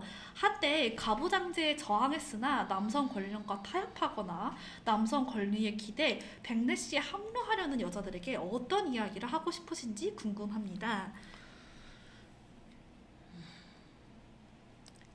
우리 인류 사회에서 역사에는 끊임없이 착취당하는 계층과 그렇지 않는 계층 간이 여러 가지 갈등과 항거의 역사라고 볼 수 있습니다. 즉 흑인 노예 운동을 주도하던 몇몇의 아주 탁월한 흑인 인권 운동가뿐만이 아니라 또 다른 노예 집단에 있었던 많은 흑인 노동자들이 오히려 그러한 백인 우월주의나 백인을 중심으로 하고 있는 그런 시스템 자체에 안온하다고 생각하고 거기에 복무하고자 했던 분명히 그런 그룹들도 있었습니다. 그렇다고 봤을 때 그러한 기득권적인 어떤 중심의 시스템에 대해서 어떻게 항거할 것인가에 대한 집단도 있을 수 있고 오히려 백래시를 통해서 가부장제에 어떻게 가장 최전선에서 그것에 복무를 하고 오히려 페미니스트를 공격하는 것들을 통해서 가진 수익이나 그런 것들을 취득하는 여성들이 있다는 것은 이전이 여러 가지 항거의 운동에서도 그게 뭐 인권 운동이든 여러 가지 다른 피지배층의 인권 운동에서도 여전히 보여왔던 하나의 케이스들이라고 봅니다. 그랬을 때 개인적인 이익의 복무를 위해서 그것을 극대화하기 위해서 그러한 착취의 체계 안으로 들어가는 여성들 혹은 그러한 계층들에게 우리는 어떠한 태도를 취할 수 있는가에 대한 질문이기도 하는 것 같습니다. 물론 거기에 대한 어떤 비판들 분명히 유의미하다라고 생각하고 그러한 단기적인 입장에서의 수익이나 예쁨에 대한 칭찬이나 남성 집단에 의해서의 어떤 인정투쟁을 위해서 복무를 하고 있고 적극적으로 페미니스트를 공격하고 있는 여성들에게 이야기하고 싶은 거는 지금 단기적인 이익만을 보는 것이 아니라 만약에 그분들은 당연히 결혼도 하시고 아이도 놓으실 테니까 그 아이들이 여하거나 혹은 그 아이들이 남아있지라도 그들이 정말 평등하고 그런 방식으로 계속해서 살아갔을 때 폭력에 노출되지 않는 혹은 착취에 노출되지 않는 그런 시스템을 만드는데 스스로가 지금 기여하고 있는지 혹은 기여하지 않고 오히려 그것을 더 강화하고 중폭하고 있는지에 대해서 조금 더 장기적인 관점에서 스스로를 돌아보는 것은 어떠한가라는 질문을 하고 싶다는 거죠. 네. 결국 우리 사회에 나아가는 방향성은 단순히 우리 세대에서 끝나는 게 아니라 우리 네, 다음 맞습니다. 세대로도 이어지기 때문에 더 네. 큰 그림을 봐야 한다는 네. 말씀으로 이해가 됩니다. 네. 네, 저는 사실 남성 권위에 기대서 백래시에 합류한 여자들이 정말 안타깝다고 생각해요. 네. 왜냐하면은 저는 이게 좀 뭐라고 해야 되나 되게 오만한 굉장히 시혜적인 생각일 수도 있는데 굉장히 절대 다다를 수 없는 남성 권력에 선망한다는 것 자체가 되게 영리하지만 동시에 굉장히 바보 같은 선택이라고 생각을 하거든요. 왜냐면 절대 우리는 2등 신인이 될 수밖에 없으니까요. 그래서 그런 관점에서 저는 오히려 좀 타자화시키는 것 같아요. 적응 방향은 아니지만. 그래서 오히려 더 화가 별로 안 나는 느낌이에요. 오히려 더 여자이기 때문에 어떻게 너가 그러냐라고 하면서 화가 나기도 하는데 저는 오히려 그냥 그렇게 생각하고 마는 것 같아요. 그냥 안타깝다. 더 진실은 따로 있잖아요. 사실 요즘 사회가 탈진실 시대라고 해서 가부장제 속해 있는 사람들은 가부장제가 진실을 믿겠지만 사실 우리는 진실이 무엇인지 알잖아요. 이러한 진실을 바라볼 줄 아는 자들이 가지고 있는 통찰, 이 제가 페미니스트 가지고 있는 힘이고 제가 가지고 있는 힘이라고 생각을 하기 때문에 백래시를 맞은 여성에 대해서는 큰 의미를 두지 않으려고 해요. 근데 동시에 이제 그런 게 있어요. 탈진실 시대라고 제가 얘기를 했는데 네. 탈진실 시대라고 하면 저도 몰랐어서 이제 여러분에게 좀 간략하게 설명을 드리면 어떠한 진실이 항상 진실과 거짓 이 두 가지로 존재하는데 요즘 시대에는 어떠한 각자 살아가는 해상마다 진실이 하나씩 존재해요. 예를 들면 페미니스트에게는 성평등이 하나의 진실이라면 페미니스트가 아닌 자들 안티페미니스트는 페미니스트가 거짓, 허위로 존재하는 거죠. 이런 탈진실 시대가 다각화되면 되게 다각적인 관점의 세계관을 나옴에 따라서 되게 많은 쏟아지는 미디어들이 거의 우리에게는 거짓인 여성 혐오를 쏟아내고 있단 말이에요.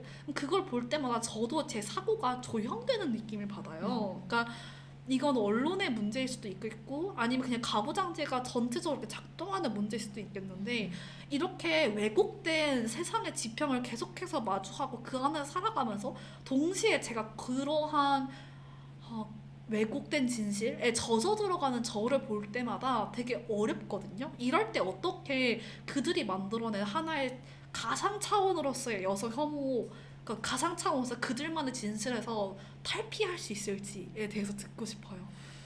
탈진리라고 하는 것이 일종의 2015년 이후 탈진실이 시대이다라고 얘기를 하는데 탈진실이 무엇인지에 대해서 정말 잘 설명을 해 주셨습니다. 즉 이전에 생각할 때는 진실이라고 하는 것은 어떤 은폐되어 있는 것들을 쫙 이렇게 벗겨내는 은폐된 것을 일종의 폭로하는 단 하나의 동일한 어떤 진실이라고 하는 것들이 뭐 철학계에서는 진리라고 생각을 했는데 소위 이제 쏟아진 여러 가지 미디어 컨텐츠들이나 유튜브 여러 가지 컨텐츠들 여러 가지 유사 미디어들이 생기면서 이제 하나의 사태에 대해서 하나의 관점으로 동일한 방식으로서 주요 언론사 이야기하는 것이 아니라 정말로 다각화된 관점에서 하나의 사태에 대해서 갑론을박할 수 있는 논쟁의 여지가 열렸을 때 그럼 무엇이 진실이고 무엇이 그러면 거짓인가라고 하는 그 기준 자체가 없어지고 있다라고 하는 것이 요즘 21세기 현대의 모습이다. 그런 의미에서 진리가 완전히 벗어나게 된 탈진리 시대라고 얘기를 하고 있습니다. 즉 니콜라스 로만이라고 하는 미디어 커뮤니케이션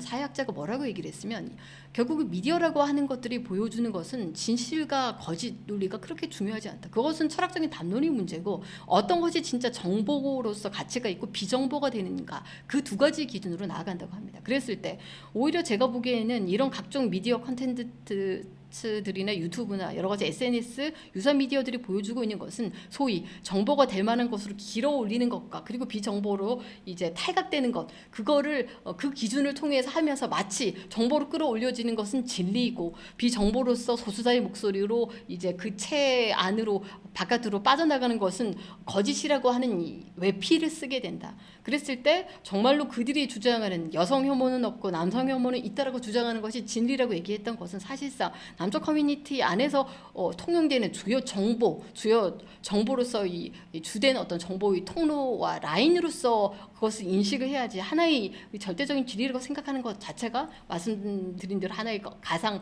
허구의 어떤 이념적인 사회를 만든다라고 볼 수 있습니다. 그러면 이런 탈진리 세계, 정보와 비정보의 코드만으로 마치 진리와 허위라고 하는 것들을 구별할 수 있는 세계라고 착각하는 데에서 우리는 어떻게 벗어날 수 있는가라고 얘기를 했을 때 어떤 이미지를 생각을 하시면 하나의 방이 있고 거기에 뭐 육각형이라고 하는 어떤 도형이 있다라고 하면 이것에 어디서 도대체 상부에서 조명을 비추는지 혹은 하부에서 비추는지 그리고 카메라를 어디 두느냐에 따라서 각각의 그림자가 다른 측면으로 보여질 수 있다. 그렇다면 우리는 하나의 측면에서 하나의 사태에 대해서 이야기하는 것이 아니라 이 사태가 과연 어떠한 방식으로서 주조되었는가에 대한 입체적이고 전방위적인 방식으로서 우리는 관점을 다각할 필요가 있다. 예를 들어서 여성 혐오는 없고 남성 혐오만 있다. 많은 페미니스트 급진적인 페미니스트들에 의해서 한국 사회에서 출생률이 떨어지고 있다라고 했을 때 그것을 마치 사회의 어떤 중요한 어떤 원인을 제대로 짚은 진리 마냥 퍼져나가고 그것이 정책에서도 하나의 프레임으로 작용됐습니다. 그랬을 때 우리가 질문해야 되는 것은 그러면 한국 사회의 출생률이 저하라고 하는 이 사태가 있는데 이 사태의 원인이라고 하는 것을 페미니스트들 극단적인 페미니스트들에게 둘 수 있는가라고 하는 그 하나의 관점이 정말로 진리인가 그것을 비추고 있는 조명이 무엇을 가리고 무엇을 은폐하고 어떤 측면이라고 하는 것을 다각적으로 보여주지 않는가를 보아야 된다는 거죠. 그런 측면에서 저는 제 책을 통해서 사회경제적이고 문화적이고 역사적인 관점에서 소위 한국 사회라고 하는 것들이 이미 실업이나 비정규직이나 여러 가지 빈부격차로 인한 긴장이라고 하는 사회적 긴장과 불만이라고 하는 것들이 팽배해졌고 이러한 전체적인 사회적인 분위기 안에서 어떻게 사회 경제적인 구조적 차별이라고 하는 것, 실업으로 인한 여러 가지 박탈감이라고 하는 것, 불안감과 불만이라고 하는 감정들이 어떻게 경제적인 차원 그리고 교육적인 차원, 사회문화적인 권력의 차원에서 주조되고 있는지를 전체적으로 조망할 수 있는 방식으로 조금 더 다차원적으로 보아라. 누군가가 하나의 현상에 대해서 단 하나의 원인으로 모든 것이 그들이 원인으로 얘기했을 때 속아 넘어가지 말고 더 많은 방식으로서 고찰하고 고심하고 들여다 볼 수 있는 전방위적으로 새 사태를 조망할 수 있는 그런 거리 감각을 키워라고 얘기를 하고 싶습니다. 결국 우리가 무엇을 진실로 제시되는가 자체의 권력의 작동 기제가 작동하고 맞습니다. 그렇기 때문에 진실로 띄워지는 언론에서의 목소리라든지 대중의 목소리, 정치계의 목소리를 진실이라고 그대로 받아들이지 않고 네. 실질적 진실이 무엇인지에 대해서 정확하게 통찰하는 시선이 필요하다는 것인데 사실 이번에 윤지선 교수님 사건에서도 그런 너무나도 왜곡된 시선들이 너무 많았어요. 사실 판결의 결과가 이제 보이루가 여성 혐오가 아니다라는 결론을 낸 건 아니거든요. 네. 일부 이제 문제가 된 부분은 명예훼손 여부에 대한 건데 보이루는 여성 혐오가 아니다라는 것을 마치 진실인 것처럼 수많은 언론들이 쏟아냈고 이러한 허위된 진실을 모두가 당연하게 받아들였고 그에 따라 윤지선 교수님은 되게 죄인이 되었잖아요. 이러한 모든 맥락 속에서 우리가 봐야 하는 건 무엇이 진짜 진실이고 무엇이 여성 혐오가 아닌 여성주에 입각한 제대로 된 조명을 똑바르게 보는 진실인가인데 그 진실에 대한 좋은 통찰이 바로 교수님의 책에 나와 있습니다. 이걸 말하려고 제가 조금 약간 쌓았는데 만약에 여러분이 바라보는 사회가 제시하는 진실만을 바라본다면 이러한 통찰을 얻기 힘들어요. 그런데 이번 책을 통해서 다각적인 관점에서의 진실을 여러분이 바라볼 수 있도록 제대로 된 시야를 제시해드리고자 합니다. 그래서 책에 대한 많은 관심 부탁드리도록 하겠습니다. 그럼 다음 질문 하도록 할게요. 네. 여성을 더 나아가지 못하게 하는 심리적인 요소들이 무엇인지 궁금한데요. 교수님의 의견을 듣고 싶습니다. 네. 여성들이 앞으로 더 전진하지 못하고 두려움에 후퇴하고 있는 그러한 심리적인 요인이 무엇인가라고 질문했을 때 저는 그 질문 자체를 다시 유보해 보도록 하겠습니다. 왜냐하면 그러한 여성들이 후퇴할 수밖에 없는 것이 여성의 심리 내적인 요인이 아니고 사회적 구조적인 사회구조적인 억압의 차원으로 접근을 해야 된다고 보기 때문입니다. 예를 들어서 각종 페미니스트들 개인들에게 가해지는 온라인 남초 커뮤니티나 유튜브에서의 여러 반여성주의 선동가들이 집단적으로 공격을 호소하기도 하고 이것이 온라인 공격으로 끝나는 것이 아니라 오프라인까지 이어져서 페미니스트 여성들을 신상 공개하고 사진을 박제하고 심지어는 재직하는 직장까지 찾아와서 여러 가지 모욕 시위를 하는 어떤 공격들이 있었을 때 과연 이것이 한 개인이 여성이 견딜 수 있는 심리적으로 내적으로 약하기 때문에 견디지 못하는 것이라고 할 수 있는가? 그것은 구조적인 차원에서의 박해이자 마녀 사냥이라고 보고 있습니다. 따라서 페미니스트 여성에게 가해진 여러 가지 집단적인 박해라고 하는 것은 충분히 공포의 효과라고 하는 것을 생성하기 충분했고 그렇기 때문에 많은 여성들이 그 위협과 폭력으로부터 뒷걸음질 치고 스스로를 보호하고 생존과 안전을 생각하기 위해서 침묵하게 됐을 때 그것을 여성의 내적인 어떤 심리적인 요인으로 찾는 것이 아니라 오히려 그렇게 침묵할 수밖에 없게 만드는 위협적인 사회구조의 포갑성 때문이라고 저는 보고 있습니다. 따라서 이러한 것들을 여성 개개인이 어떤 심리적인 요소에서 찾는 것이 아니라 그럼에도 불구하고 이상적이고 평등한 공동체에 대한 염원이라고 하는 것 그리고 그러한 주장들을 담고자 하는 여성들이 눈과 입을 막고 펜대를 꺾게 만드는 그러한 사회적 억압으로 인한 당연한 위축일 수밖에 없다라고 저는 답변 드리고 싶습니다. 되게 교수님은 생존하셨지만 저는 이런 생각 많이 하거든요. 특히 페미니스트로서 적극적인 활동을 펼칠수록 저는 제가 다른 페미니스트들의 공동묘지에서 살아남아 있다는 생각을 많이 해요. 교수님은 어떻게 생각하시는지 궁금해요. 되게 많은 아까 말씀해 주셨처럼 개인의 능력의 부족으로 인한 것이 아니라 네. 사회의 폭력으로 해서 이들이 꺾인 것이잖아요. 그럼 사실 정말 수많은 여자들이 꺾이고 또 꺾였고 또 꺾이고 그런 수많은 여성들의 공동묘지 속에 나 홀로 살아남아 있을 때 그 살아남아 있다라는 의미를 어떻게 바라보면 좋을지 왜냐하면 저는 이건 좀 조심스러운데 제가 살아남았기 때문에 대단한 건 아니거든요. 근데 너무 많은 사람들이 제가 살아남아 있다는 것 자체를 굉장히 되게 하나의 우상처럼 바라봐요. 자기 페미니스트가 너무나도 많이 죽는 사회이기 때문에 그러한 폭력을 뚫고 간신히 살아난 여성이 하나의 영웅화되는 경향성도 보이거든요. 이러한 다각적인 고민을 제가 가지고 있는데 교수님의 생각도 좀 들어보고 싶어요. 방금 하신 질문을 들으면서 저는 뭘 생각했으면 종교적 박해와 순교 그리고 영웅 이런 것들을 생각했습니다. 왜 우리는 소위 중세 시대에 마녀 사냥에서 살아남은 여성이 있는가? 그렇지 않다. 그렇다면 그런 여러 가지 다양한 종교적 박해가 있다고 했을 때 그 박해에서 살아남은 자는 누구이고, 그리고 그럼에도 불구하고 죽음을 통해서 더 성화된 이름으로 역사 안에 이름을 남긴 여성들은 몇 명이 되는가에 대한 질문으로 받아들여야 될 것 같다고 합니다. 중세 시대 이전부터 아주 유관 역사를 통해서 많은 여성들이 페미니스트라는 이름으로 혹은 마녀라는 이름으로 낙인이 찍히면서 죽음, 그리고 여러 가지 고문과 고난과 역경 아래에서 생명을 잃기도 하고, 혹은 그 여성 운동가로서의 이름이나 명망이나 명성, 커리어 자체가 꺾이기도 했습니다.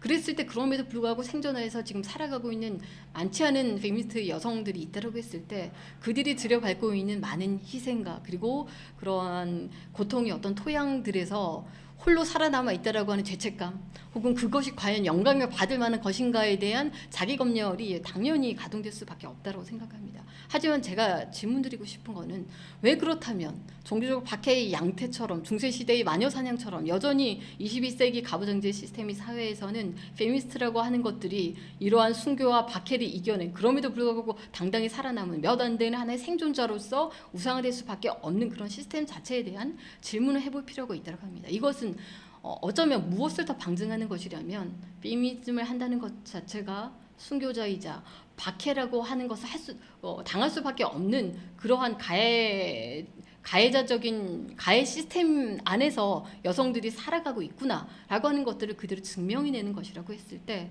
저는 그 어떤 의미에서 그것이 정치인이든 혹은 종교인이든 혹은 페미니스트든 우상화하는 것은 불가능하다고 생각합니다. 왜냐하면 그 사람은 여전히 살아있는 존재이고, 끊임없이 그 사람이 자신의 삶의 궤적을 통해서 그 페미니즘 운동이라고 하는 것, 혹은 뭐 환경 운동이라고 하는 것, 자신이 추구하고자 하는 운동 안에서 일종의 고정화되지 않는 방식으로서 나아가야 된다는 점에서 우상화라고 하는 작업 자체가 상당히 무언가를 고착화시키고 고체화시킨다는 점에서 그것은 조금 한 발 더 비판적인 방식으로서 바라봐야 하고, 다만 그러한 박해의 토양 안에서 얼마 없는 여성 페미니스트들에게 응원과 연대와 지지라고 하는 것은 충분히 비판의 목소리 안에서도 충분히 계속해서 공명될 필요는 있지 않을까라고 생각합니다.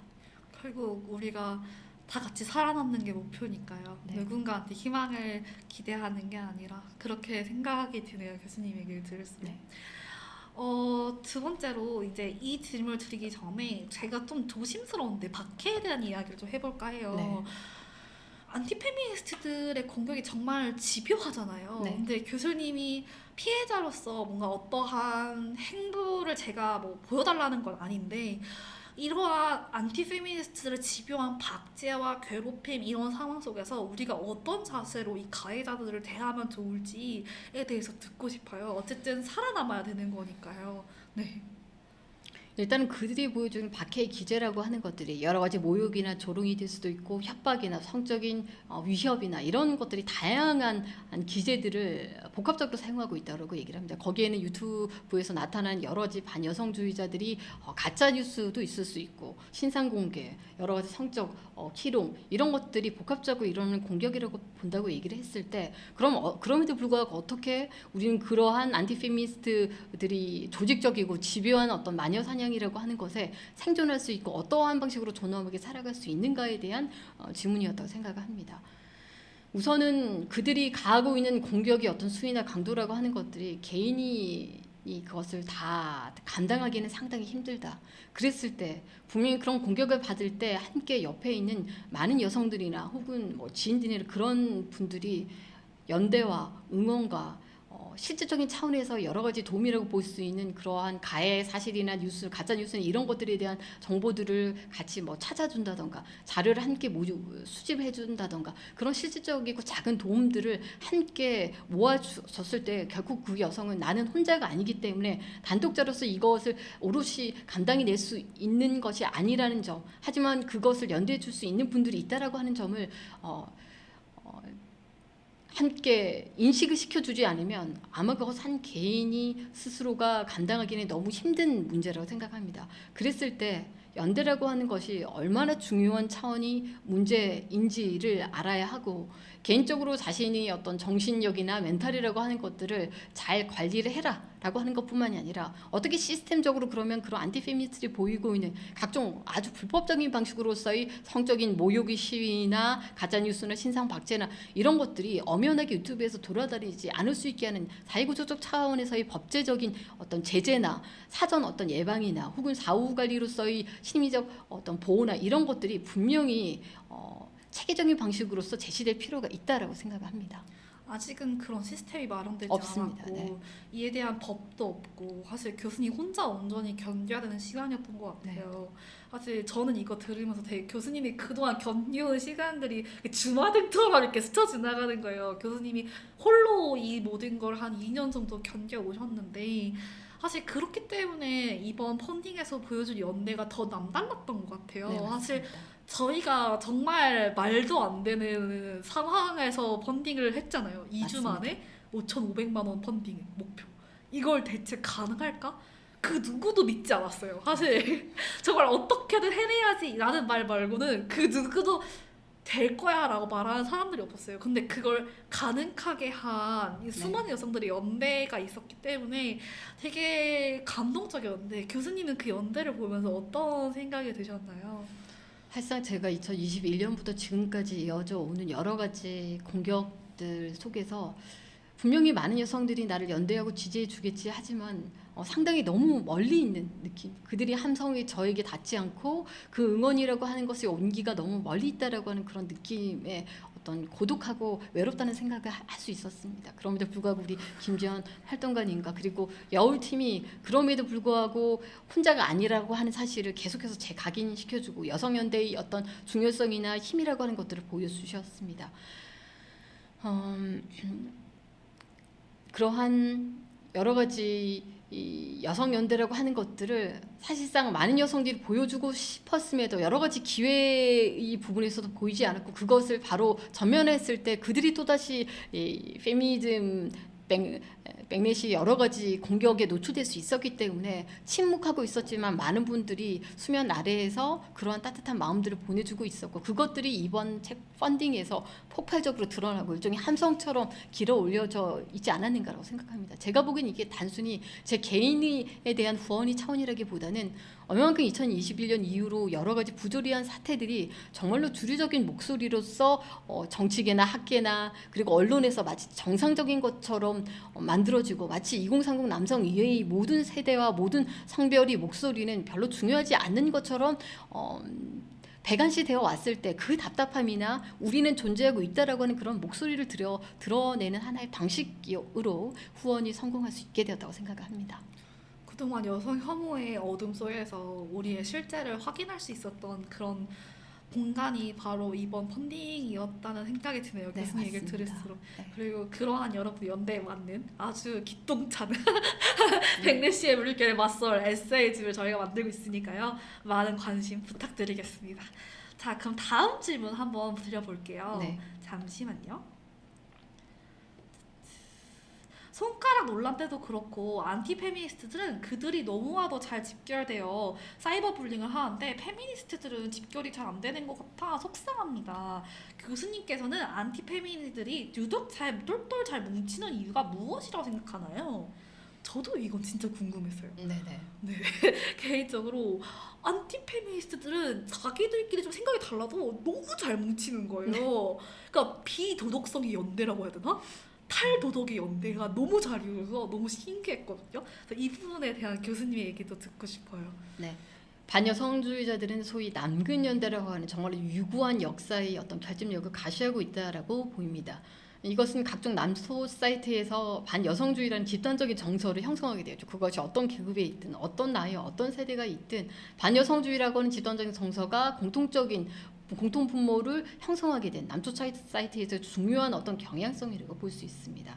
게다가 극우 반여성주의 유튜버들이 각종 선정적이고 선동적인 방식으로서 이러한 남성 하이 문화들을 주도했을 뿐만이 아니라 그 선동에 적극적으로 가담하는 여러 가지 악플과 여론몰이를 주도하는 트롤러 집단들이 형성이 되어서 실질적으로 2021년 이후에 주류적으로 조직적으로 움직이는 모습이 포착되기도 했습니다.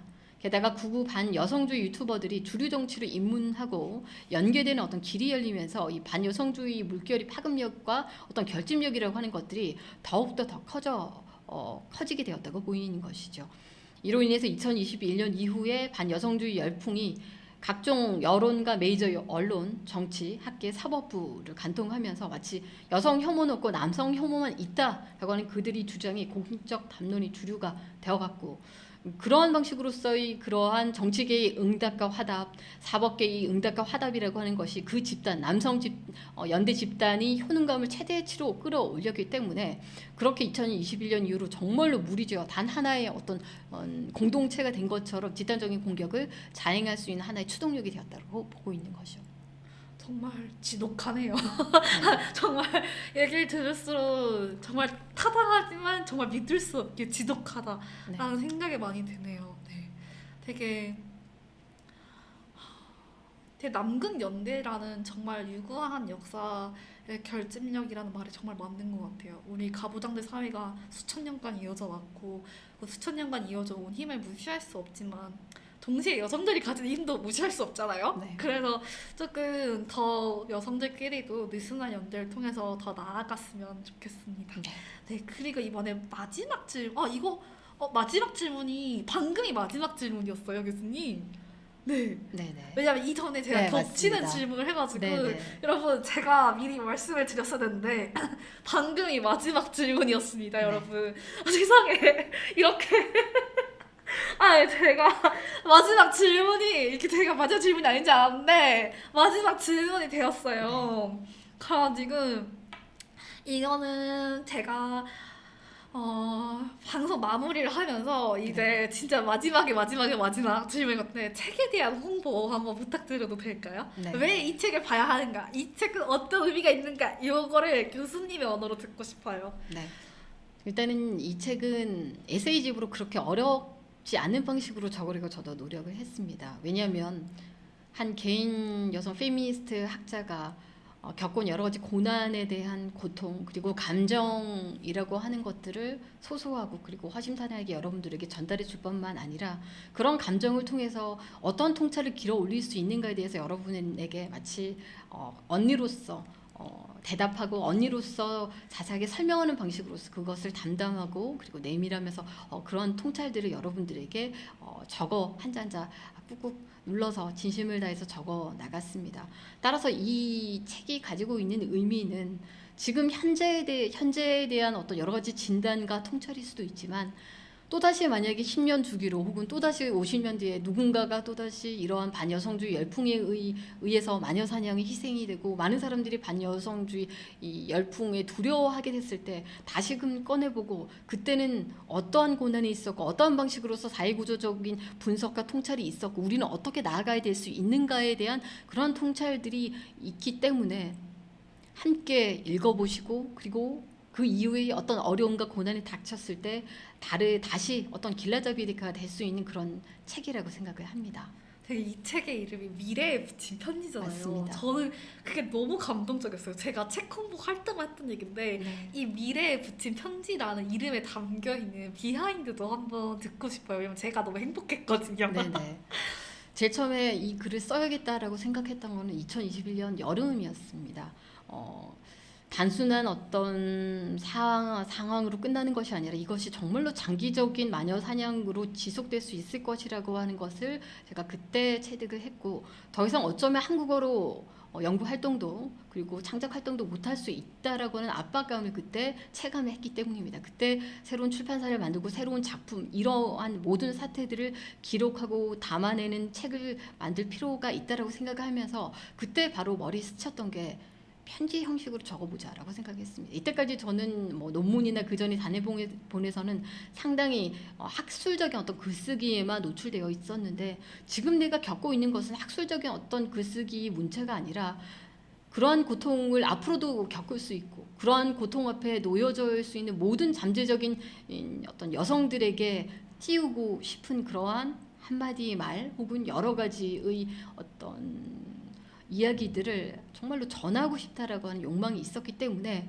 편지 형식으로 쓰되 이것이 지금 현재 세대의 여성뿐만이 아니라 이 페미니즘이라고 하는 것들은 미래 세대의 여성을 위한 하나의 기반을 마련하는 것이기 때문에 이 책은 미래에 붙인 하나의 편지가 될 수 있을 것이다 라고 생각해서 그 제목을 붙였습니다. 네. 사실 세대를 넘나들어서 페미니즘 운동 앞으로 이어질 것이고 네. 그리고 계속 폭력의 양식은 사실 저열하지만 비슷하잖아요. 네, 단순하고 맞습니다. 그런 단순한 폭력을 이겨낸 한 여성의 이야기를 세상에 띄워보냄으로써 언젠가 비슷한 폭력을 겪는 여성들이 교수님의 편지를 닫고 조금이나마 힘을 낼 수 있길 바라는 마음인 걸로 제가 알고 네, 있어요. 맞습니다. 맞을까요? 네네.